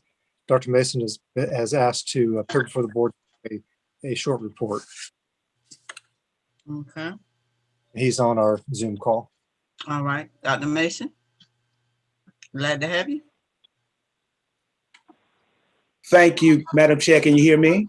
Yes, I can. Thank you very kindly. And I want to say to the Pitt County Board of Commissioners, thank you very kindly for giving me this space and time. I promise you I will not be long, but I do have some very, very impactful information that I believe will revolutionize Pitt County and our surrounding counties. You are aware that the Economic Improvement Council, of course, we service 13 counties in northeastern North Carolina, where we are a community action agency that houses Head Start, early Head Start, weatherization, community services block grant, and also a weatherization program. In Pitt County in particular, we have Head Start presence and early Head Start presence.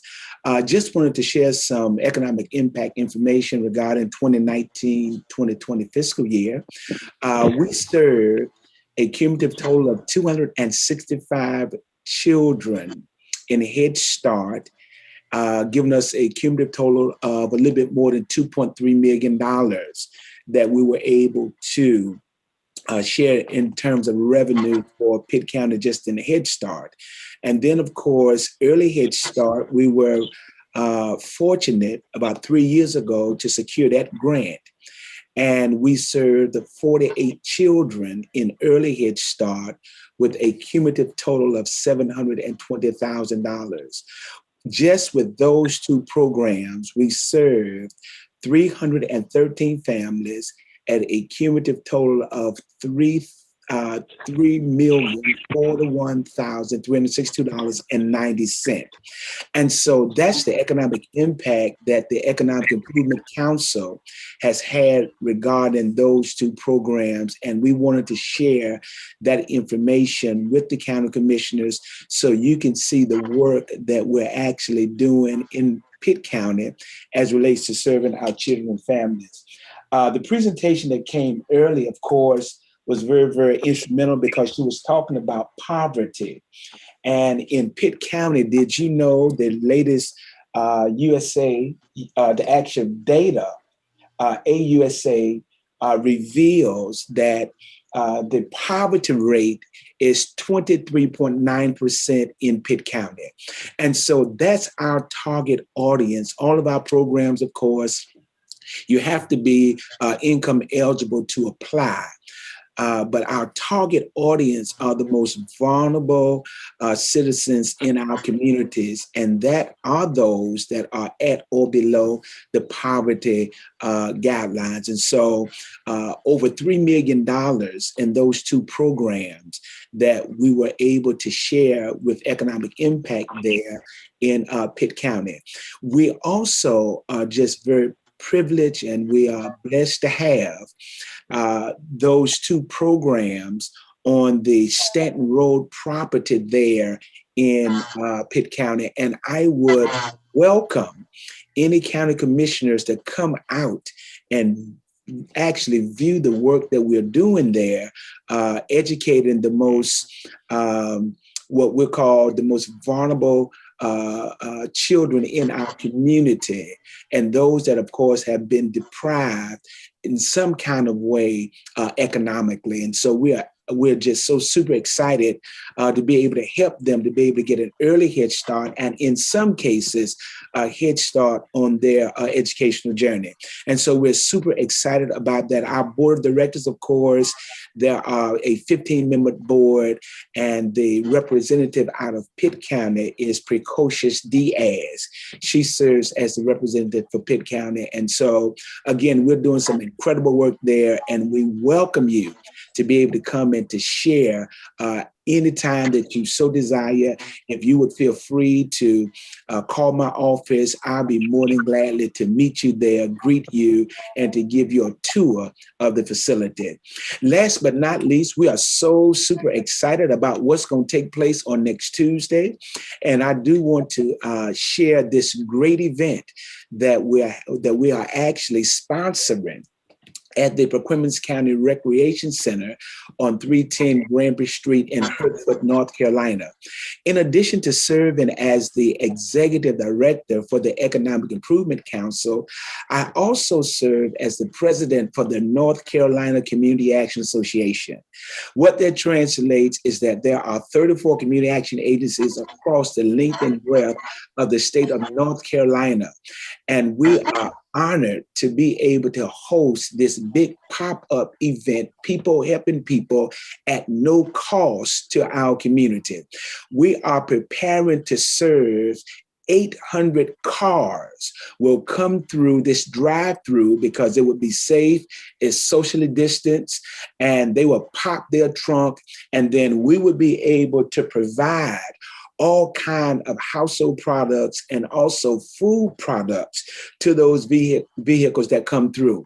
There are no eligibility requirements. We will be giving away over $1 million worth of supplies.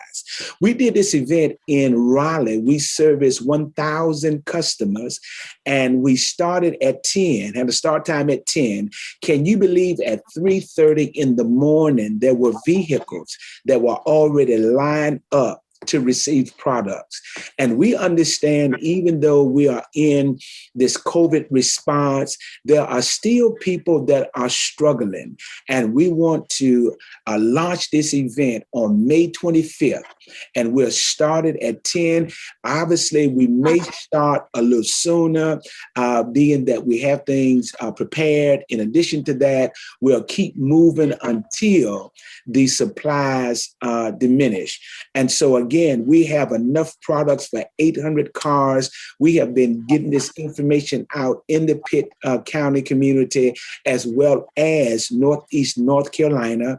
And if you can join us, in helping us get the word out, we'll be so much appreciative.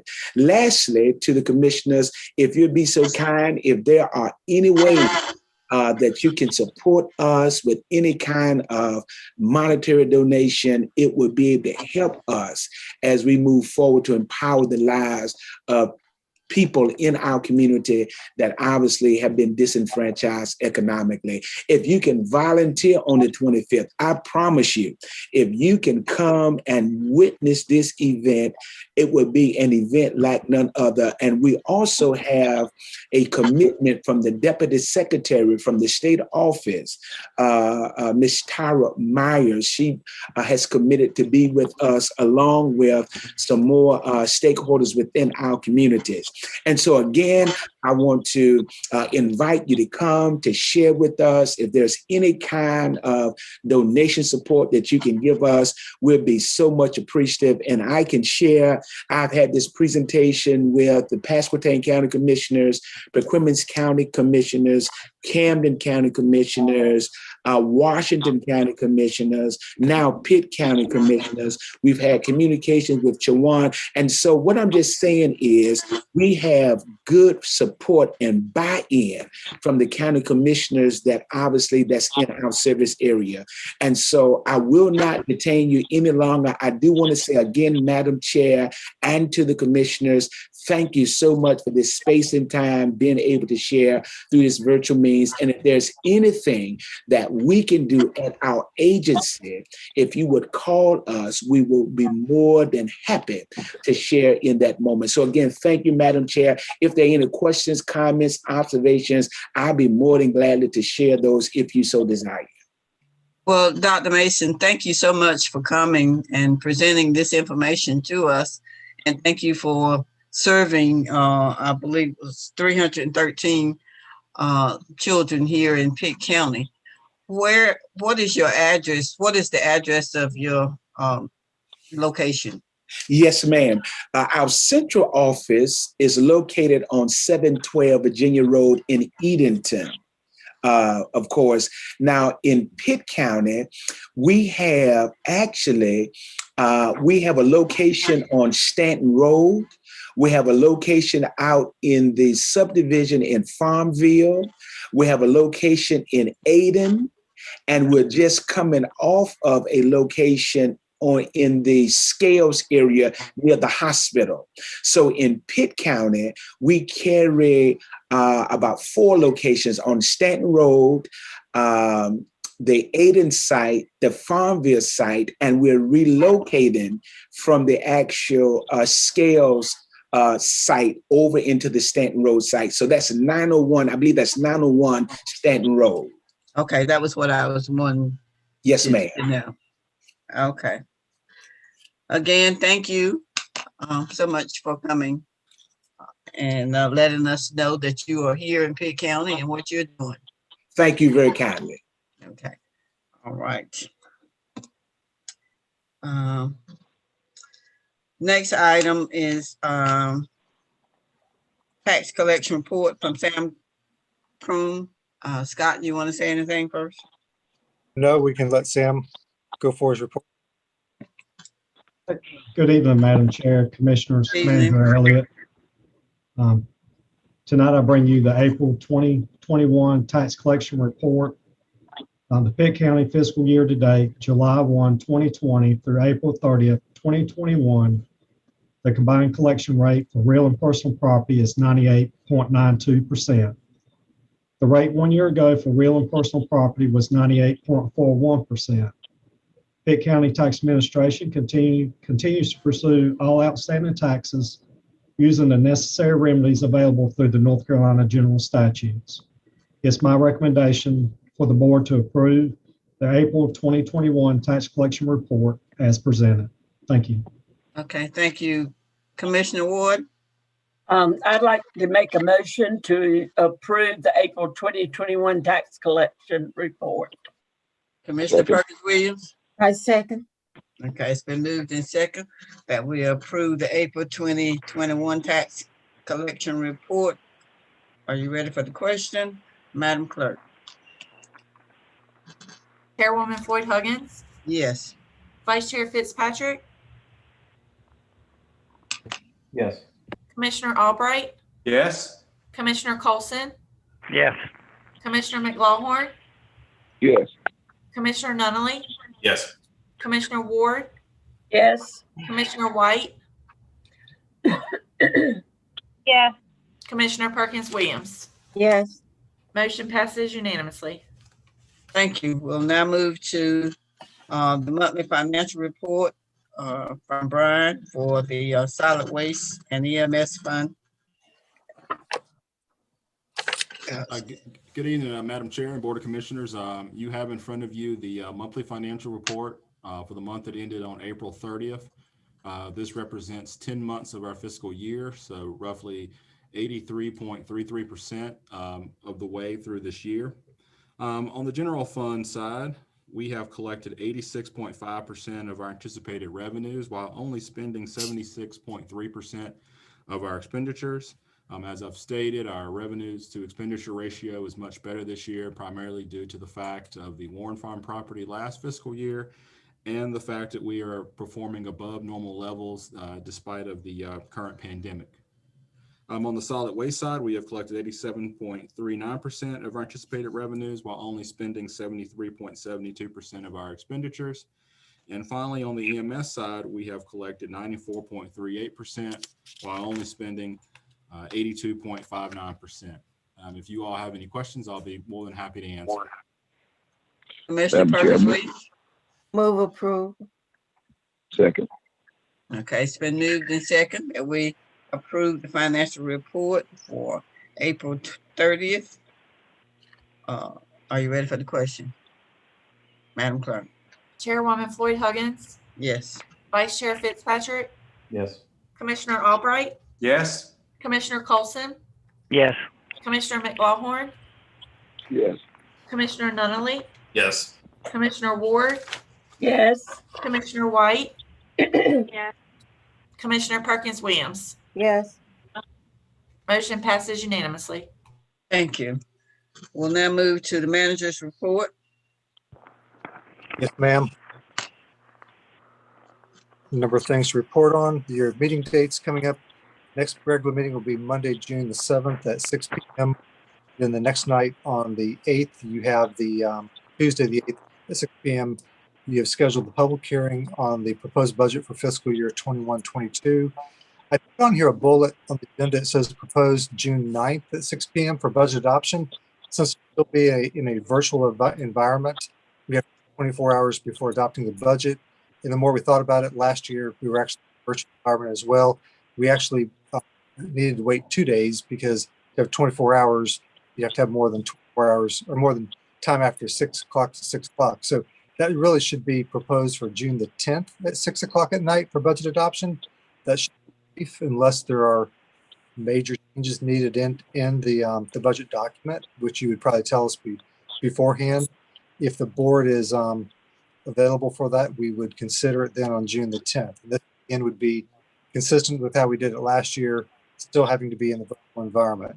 Then on June 21st would be your next meeting at 6 p.m. I did have a conversation, and I'll kind of jump into this, with Dr. Silvernail about in-person meetings. And we thought at this point in time, it was a conclusion that we were best to hold off on that and to maybe consider coming back in July at the beginning of the new fiscal year, but not make that change now. And at the same time, we had an internal discussion about the county's face masks. And again, I think we've decided that it might be best to reconsider this formally on your next agenda on June the 7th, but make no changes immediately right at this point in time as it pertains to the county's facilities and whether it's employees, contractors, and others who would have to comply with the masking requirement. Did want to note on the agenda, the NACO conference. We have a conflict with the July meeting date. I know this is a lot to take in, but the July meeting date, we have one meeting proposed for the month of July on July 12th. That was due to the July 4th holiday weekend preceding it, also due to the NACO schedule for when the NACO annual conference, National Association of Counties conference, was going to be later that month. That conference got changed from Texas to right outside of Washington, D.C. And now the Monday, July 12th, which is your scheduled meeting date, is now in the middle of that conference. We are proposing to change our meeting date 1 week later to July 19th. So the NACO conference date will not be a conflict. The clerk can, if the board's in agreement to this, we will change that. I will have the clerk call around and make sure that there's no conflict with anybody's schedule and work with the chair to find what will work for the majority of the board and re-advertise that date. Scott. Yes, ma'am. Interrupt a minute. I don't know if Commissioner Nunley has a question for you or. Okay. Yes, Madam Chair. I was just going to ask after the manager finished his report. I just had a question. Okay. Go ahead. Continue. Okay. Page item B, when I recognize Jeff Hart, he was recently recognized by the United States Department of Justice for his advocacy on behalf of crime victims. This is an area he specializes in, the Pitt County Sheriff's Office. has been doing this for a good many number of years. Also, we recognize our DSS director, Jan Elliott. She was named last week by the North Carolina Association of Directors of DSS and Department of Social Services as the 2020 Director of the Year. I know there was a press release from out today. There may be some newspaper coverage on this tomorrow, but did want to recognize and honor her for that recognition. On the next item, item D, this is a notification came out to all counties from the FCC about an emergency broadband benefit program.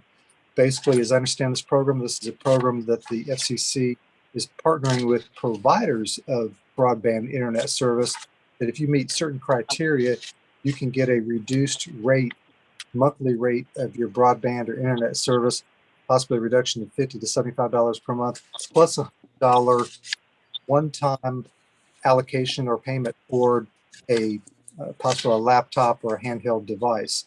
You need to go through your local provider on this to, such as a Sudden Link per se, to apply for this.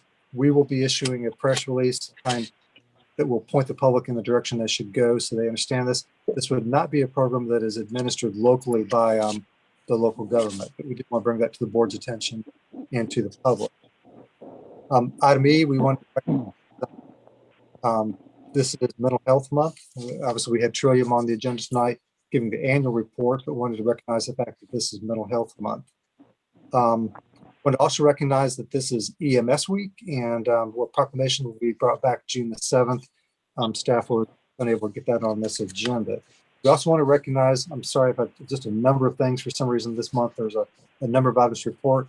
Want to recognize within the Fountain Volunteer Fire Department, the fire chief and was recognized as the 2020 Pitt County Volunteer Firefighter of the Year. We want to recognize the fact, this is actually an update regarding the Confederate Monument project we've been working on. We have been told this week, the county attorney has been informed that the local camp of the Sons of Veterans have been officially incorporated and are now registered with the Secretary of State, North Carolina Secretary of State. And we will be taking steps to bring that back to you. What we will actually be doing is probably needing to advertise and bring that back to you on the June 21st meeting. We would like your authorization to advertise. I know this is not an agenda item, but I believe there's maybe some interest in this being moved forward on a quicker than normal basis as best we can. And if there's any commissioner that wanted to make any comments on that, or do you have a hand up from, well, maybe an old hand, Commissioner Nunley? Yeah, that's the old hand. He's got a question when you finish, I guess. So on this for the Confederate Monument, I would go ahead and just recommend that you authorize it either by voter consensus to advertise this. So we need to advertise the intent to donate the monument to the named nonprofit entity, that being the local camp of the Sons of Veterans, I guess here in Pitt County. And then after we have a bill of sale that would be created to transfer the money. First step would be to advertise. Okay, so you need a motion for that, or? Yes, ma'am, that would probably be good to have. Commissioner Ward? Yes, I'd like to make that motion that we move forward with that as soon as possible. Second that. It's been moved and second that we move forward with the next step. Are you ready for the question? Madam Chair, I believe Commissioner McLawhorn has his hand up. Okay. I was going to make that. I was going to make that motion, Madam Chair. So okay. I'm okay. Okay. All right. So we're ready for the vote. Chairwoman Floyd Huggins. Yes. Vice Chair Fitzpatrick. Yes. Commissioner Albright. Yes. Commissioner Colson. Yes. Commissioner McLawhorn. Yes. Commissioner Nunley. Yes. Commissioner Ward. Yes. Commissioner White. Yes. Commissioner Perkins Williams. Yes. Motion passes unanimously. Thank you. All right, you may continue. Yes, Madam Chairwoman, just three other things real quick. Been asked to recognize this week is National Hospital Week. We have no proclamation or anything on that, but is asked to announce that. Also wanted to let the board know the chairwoman did sign a letter of support for Relief Incorporated, I believe for a tree planting project, and want to bring that to the board's attention as that letter has gone out. The last item on the agenda is the board's aware of this, but just wanted to mention it just in the terms of the minutes of the board. That last week I did announce to the board my pending retirement announcement that at the end of the calendar year, 7 months from now would be my intent to retire. And we'll have almost 20 years of experience here in Pitt County and about 34 and a half overall working in 4 different counties in our great state of North Carolina. And have a ways to go, but did want to give you plenty of time to be thinking about what type of process you want to go through. Obviously, that's a board decision and probably be a closed session conversation at some point. Doesn't have to be made tonight or this month, but something you as a board will collectively want to think about. And Madam Chairwoman, that's all I have. Okay, thank you. Commissioner Nunley. Thank you, Madam Chair. Thank you, Scott. Just wanted to circle back on a couple of things. Wanted to, maybe we can have it at the next meeting, but just wanted to check in on our inquiry on a couple meetings ago on the ECVC contract, see if we've gotten anything back from them. Don't need anything tonight, but just wanted to raise that in open session. And also, you mentioned, about as things are changing with the CDC and speaking to Dr. Silvernail about modifying county policies. I wondered if maybe it would, I think it would be great to see and encourage our public by publicizing the number and percentages of how our folks are receiving the vaccine, and encouraging members of the community to do so. And I was wondering if you had an idea about the percentage of employees at the county that have received the vaccine thus far, and maybe you could report that to the commission through Dr. Silvernail next time as well, if that's something that's not too difficult to determine. Yeah, I'll work with him to see if we can gather that data and maybe do a voluntary survey of the workforce. I'm not sure if that's something that require employees to answer, but sure. And then report to the board. Dr. Silvernail should be reporting back to you, I believe, at the next meeting for a monthly report on COVID, but we'll work on that. Yeah. And the DCVC, we have met internally, and I need to actually have a note to schedule one more internal meeting. I would like to sit down with ECVC on the list of questions. Commissioner Nunley, I know you had a number. We've generated a number of things that we want to see yet out of ECVC on the recycling information, and then hopefully get back to you, hopefully this next meeting on June 7th. Okay, thank you. All right. Next, I will entertain a motion to approve the items for consent. There's 4 items. Second. Okay, it's been moved and second that we approve the items for consent. Are you ready for the question, Madam Clerk? Chairwoman Floyd Huggins, Yes. Vice Chair Fitzpatrick, Yes. Commissioner Albright, Yes. Commissioner Colson, Yes.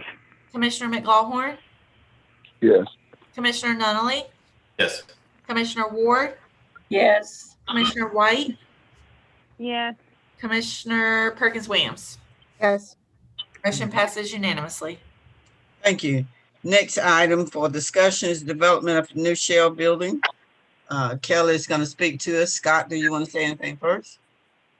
No, just I've asked Kelly to prepare this presentation as we look at the need to actually put up a couple of new shell buildings now that we've got ours under contract. And I'll just turn to Kelly and ask her to proceed.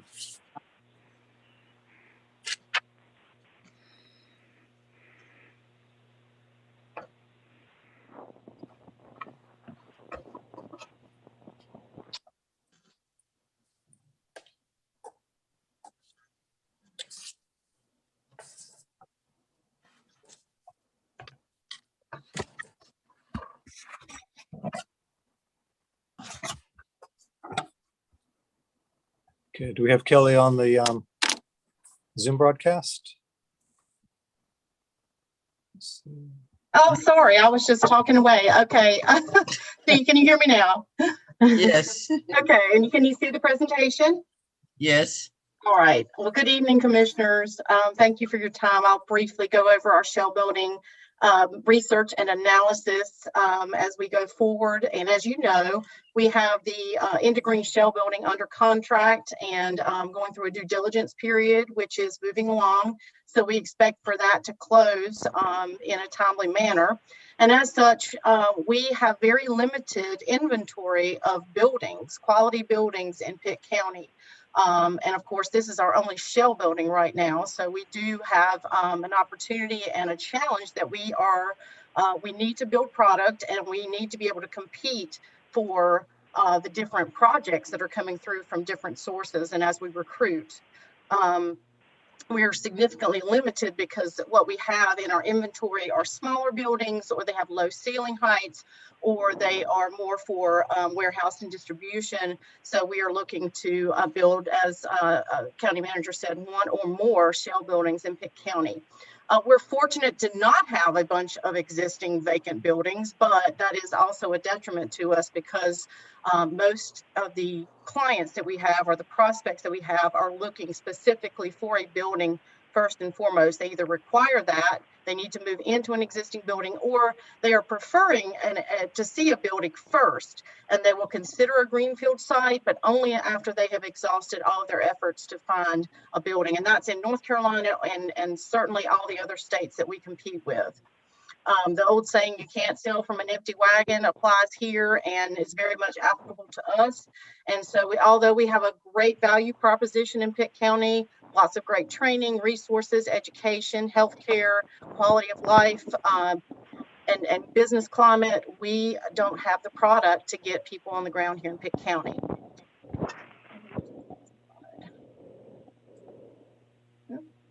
Kelly, you might want to hit slide presentation so only the slide you're showing shows instead of your whole screen.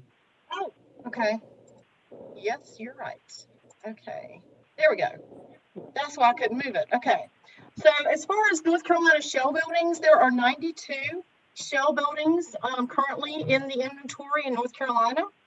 And of those, we identified those that are in the sweet spot, which is 50,000 square feet or more, because that's going to be the majority of the request. And that's based on historic research and current data from the Economic Development Partnership of North Carolina and other sources.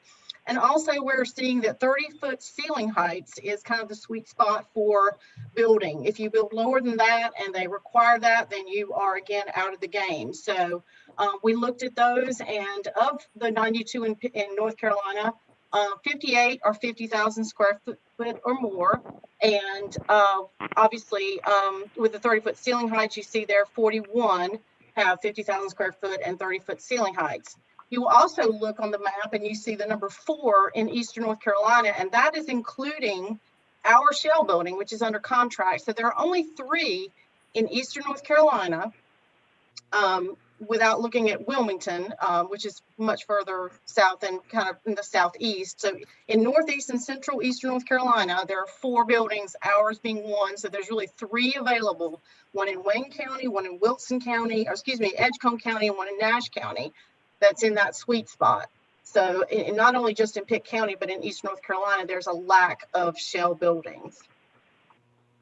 Our shell building has been on the market for 36 months when it went under contract, which is actually the average that a shell building stays on the market. So, you know, the question may be, why build a shell? And of course, I've talked about the inventory and the types of projects that come in. The current and historical demand dictates that. We have approximately 83% of prospects that require or prefer a building, 65% that must have one, and then another 18% that will consider buildings first before they ever consider a greenfield site. It's essential for us to compete. We don't have any buildings of quality, of high ceiling height for manufacturing over 25,000 square feet. And that's most of our industrial requests. So another phrase is no product, no project. And that's from Jay Garner, a highly regarded economic developer. And it's also, you know, as a secondary thing used as a marketing tool. Having it on the market for 36 months did have some advantages. We had many projects and prospects come in, site consultants, clients, even future residents potentially, that came here simply because we had a building. And while they were here, most of them did look at our community. They toured around, they went in our restaurants, they stayed in our hotels, they visited different businesses. And so we got companies and people and consultants on the ground here that we would not have had otherwise if they only came specifically to look at that building. So even if they did not land that building or found that building to be the most suitable one, they know our community now where they didn't before. Okay, so just a couple of other stats from EDP&C. This is just this year. You're going to see the majority, again, want a building or a site. So that's the majority. And you know, of course, they're not going to take a site unless they have exhausted all efforts to have a building. And the main reason that projects were lost in North Carolina is because of the lack of a suitable building. So it's an issue throughout North Carolina and everywhere. So our development strategy is to build the best product that we can with our existing resources and partners and develop this as quickly as possible. So year to date, we have had to not submit a site, which means we don't compete at all for at least 8 projects that came through the Partnership of North Carolina. And then there were many other projects that we actually submitted a greenfield site, but as I mentioned before, the client was preferring a building, which means that they're going to exhaust all those efforts to find a building first, and that's in North Carolina or any other state before they start looking at greenfield sites. So it's a big deal to get a prospect looking at our area. We're going to use market research. We're going to use subject matter experts, and we're already doing that. We've already done a lot of this research using engineers, using contractors and developers to study our existing sites and to give us information on what kind of size and scope that they're building, using historic prospect activity like I've shared with you, and considering the marketability of each park based on location, utilities that are already there, access to roads, access to other amenities, and certainly the interest from the actual private investors, which might be a developer who's only interested in a particular area, or the public-private partners that maybe they own a particular piece of land, so it's advantageous to work there. Or it might be a utility that has access to a loan program that's very attractive. We're considering all of those things. So, and along with our budget, which of course we will be getting the money from our shell building when that does hopefully close, and we will hopefully be able to put that back in to a shell building. But we want to maximize the money that we do have, and that's why we're talking about doing multiple shell buildings. We can leverage some other programs to actually do multiple product offerings, flexible buildings that are expandable, different sizes in different areas of the county.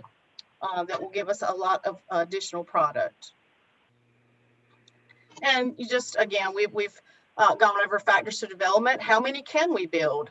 Where will we put the buildings? Size and scope of the buildings, the different partners that we will have involved, public-private money, and the deal structure. And that's not only with how we build the building and who pays what and who gets what on the back end with the developers, but also with our partners and also with the client. What are the terms that we will, will we lease it? Can we lease to purchase? Are we only going to provide it for purchase? So, and what are those terms going to be? What kind of projects would we want to attract? So all of that's under consideration. So we have the various parks throughout Pitt County. These are the existing industrial parks. We have 6 that are designated industrial parks. I know this is maybe a little hard to see, but we have Green and the Pitt County Industrial Site, which is the county-owned 127 acres right next to Green, north of the river. We have 2 in Farmville, and we have 2 in Ayden. And we have had several engineers and subject matter experts take a look at these parks and rank them. And these rankings, they might change 1 or 2 depending on who you talk to, but the 2 sites that really stand out are Green and Farmville Corporate Park, with our land being a third in that. The reason that our land might be ranked third is simply because there is a stream that runs through the land, which shouldn't limit significantly the development there, but it will make development have to be planned very carefully.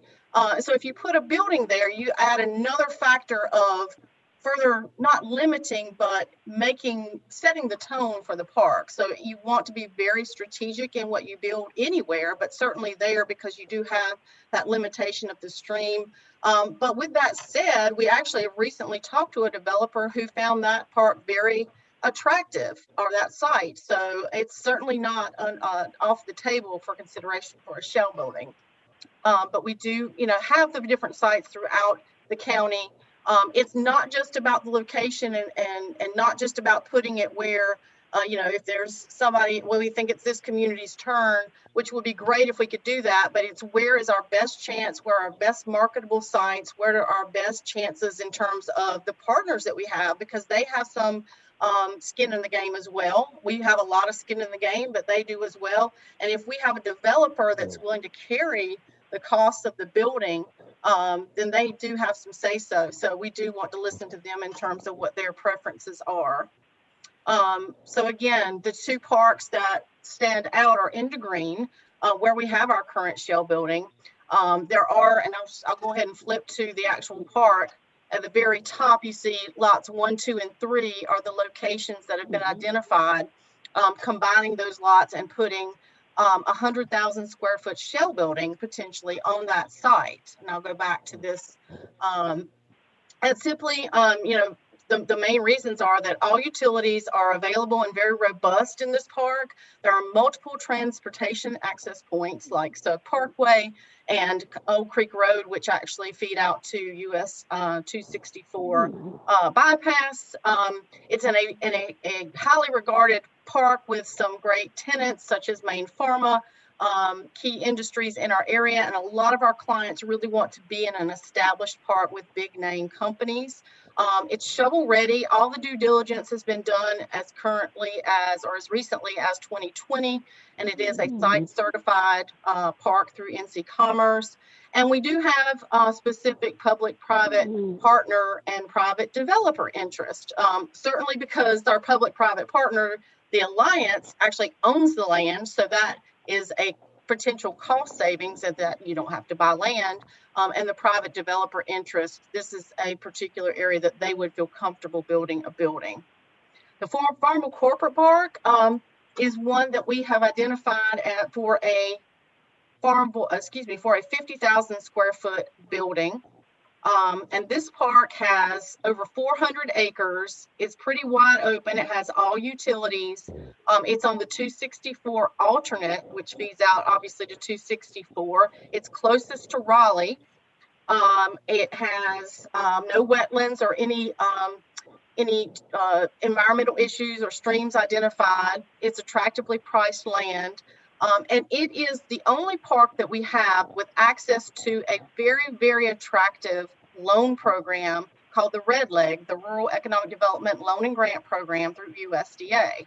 Now, this is up to $2 million, a loan of up to $2 million for 10 years at 0 interest with a 2-year deferral.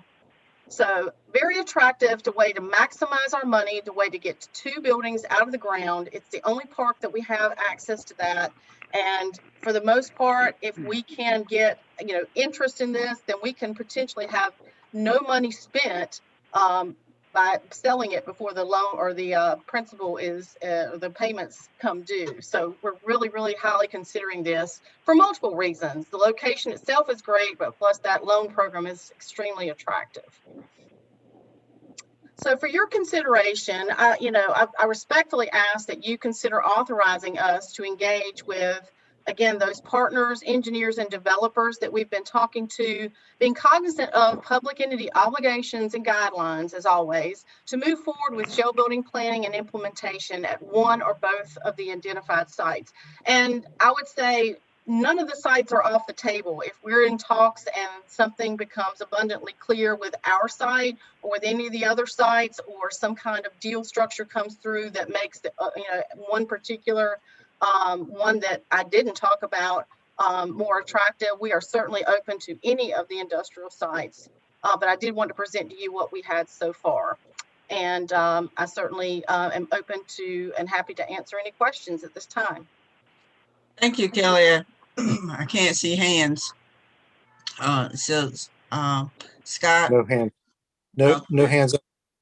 There are no hands up. If I can add to your presentation that we're just seeking the board's consent to look forward in terms of steps for engineering, surveying, those type of steps on these two, the Indegreen site and the Farmville site.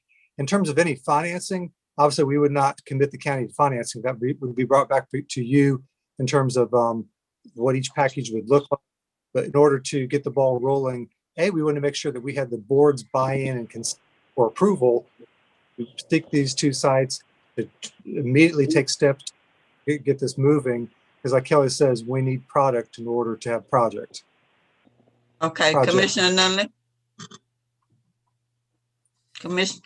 Commissioner Nunley. Thank you, Madam Chair. Move that we grant the Pitt County Development Commission authorization, Kelly, to take appropriate steps to move forward with shell building development as submitted. Okay, Commissioner Ward. I second that motion. It's been moved and second that we give Kelly and the Economic Development Commission approval to move forward with the shell building. Are you ready for the question, Madam Clerk? Chairwoman Floyd Huggins. Yes. Vice Chair Fitzpatrick. Yes. Commissioner Albright. Yes. Commissioner Colson. Yes. Commissioner McLawhorn.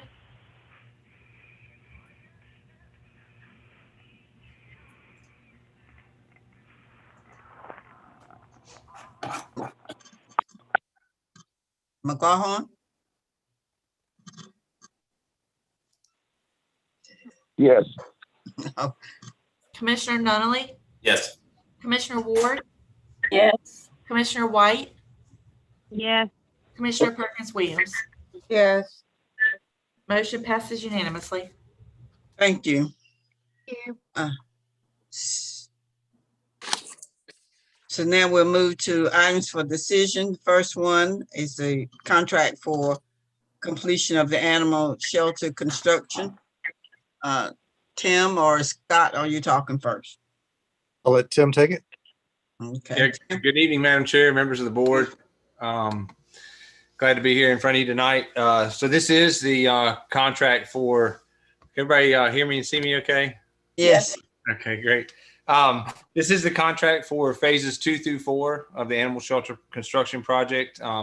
We had to bid it twice to get enough bidders to bid on the project. The first time we only had 2 bidders, and we rebid it on April 14th, opened the bids, and we had 3 bidders submit bids. The lowest was from Laughlin Sutton Construction Company.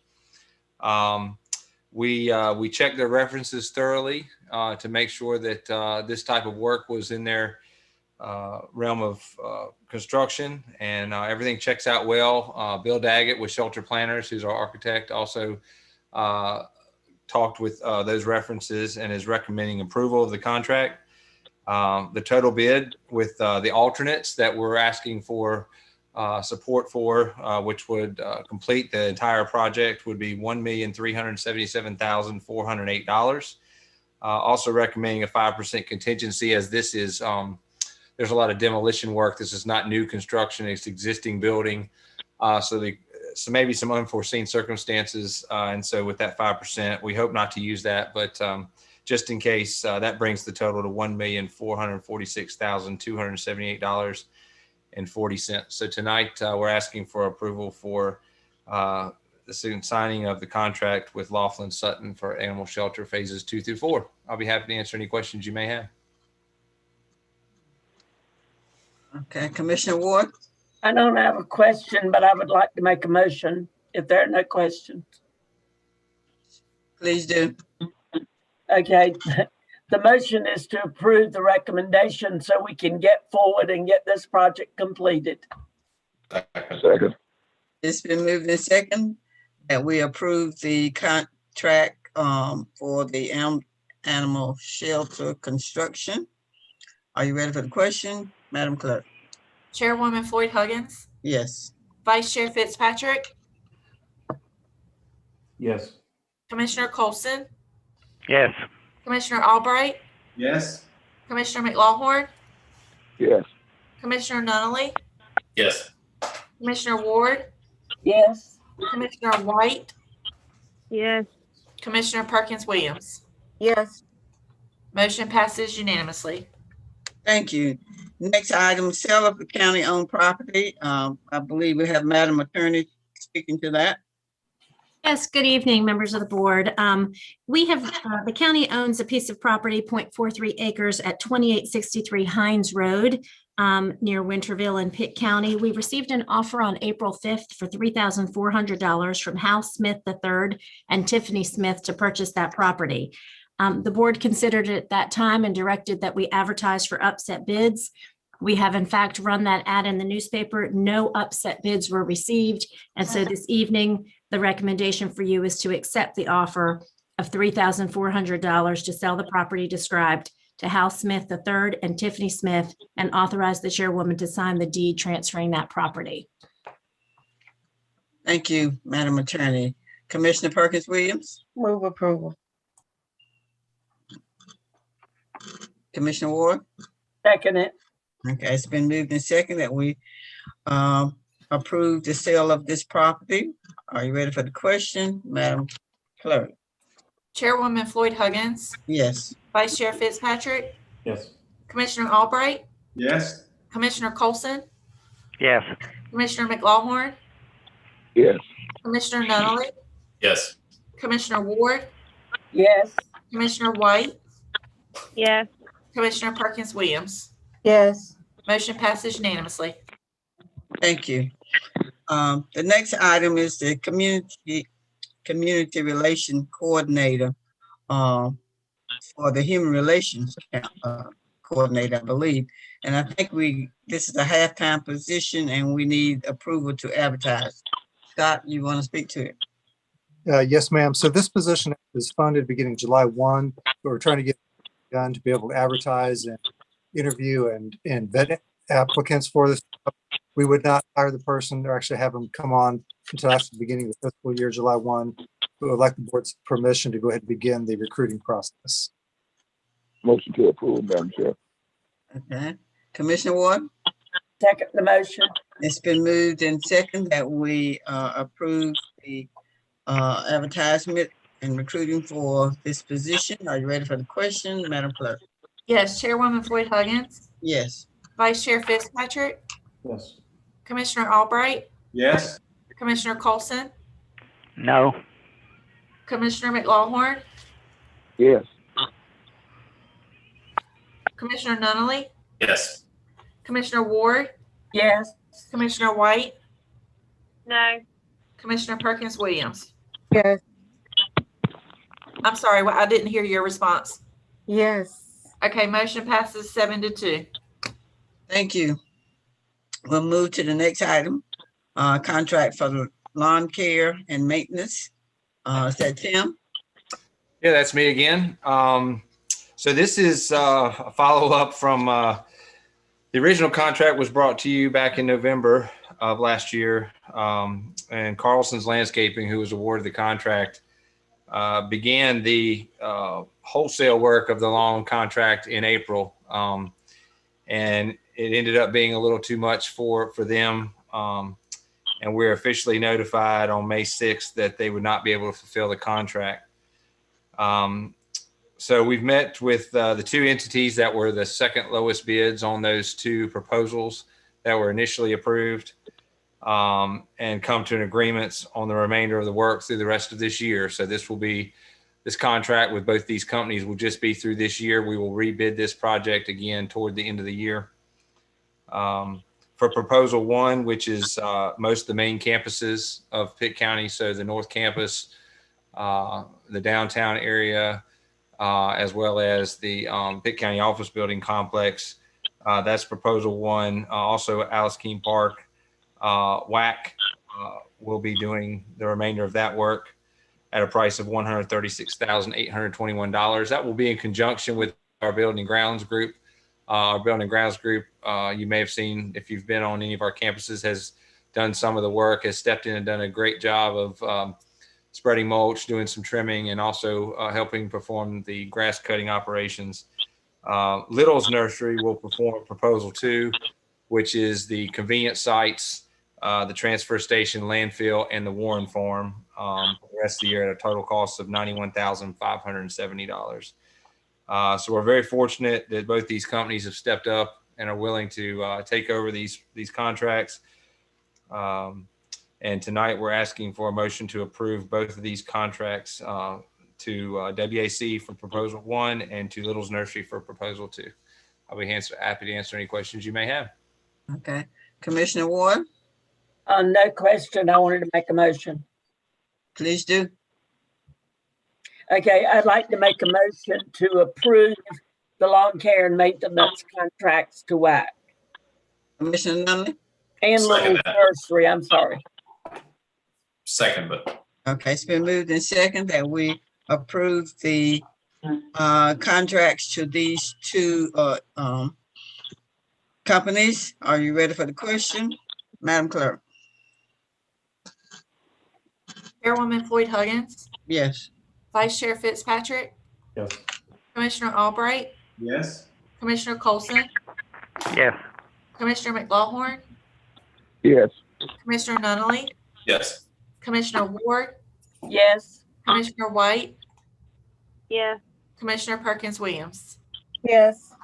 Motion passes unanimously. Okay, thank you. Commissioner Nunley, you have your hand left up from last time, or do you have something to add? Yes, Madam Chair, I'm sorry. That was just. Okay, all right. I believe this at this point we will go into closed session. Madam Attorney, will you take us into closed session, and then we need a motion?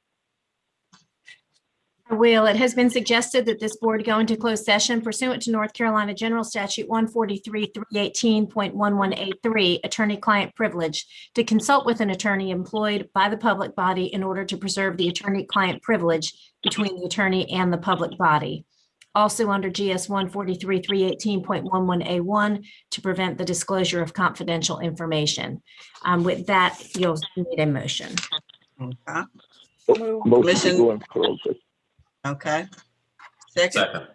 It's been moved in second that we go into closed session. Are you ready for the question, Madam Clerk? Chairwoman Floyd Huggins, Yes. Vice Chair Fitzpatrick, Yes. Commissioner Albright, Yes. Commissioner Colson, Yeah. Commissioner McLaughlin, Yes. Commissioner Nunley, Yes. Commissioner Ward, Yes. Commissioner White, Yes. Commissioner Perkins Williams. Yes. Motion passes unanimously. Thank you.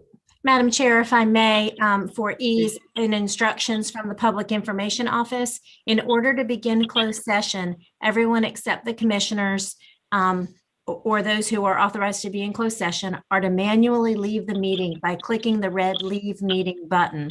When closed session has concluded, you will receive an email which includes a link to return to the virtual meeting. For those cleared to participate in closed session, please wait until you hear verbal confirmation from PIO staff before discussing closed session matters. Thank you.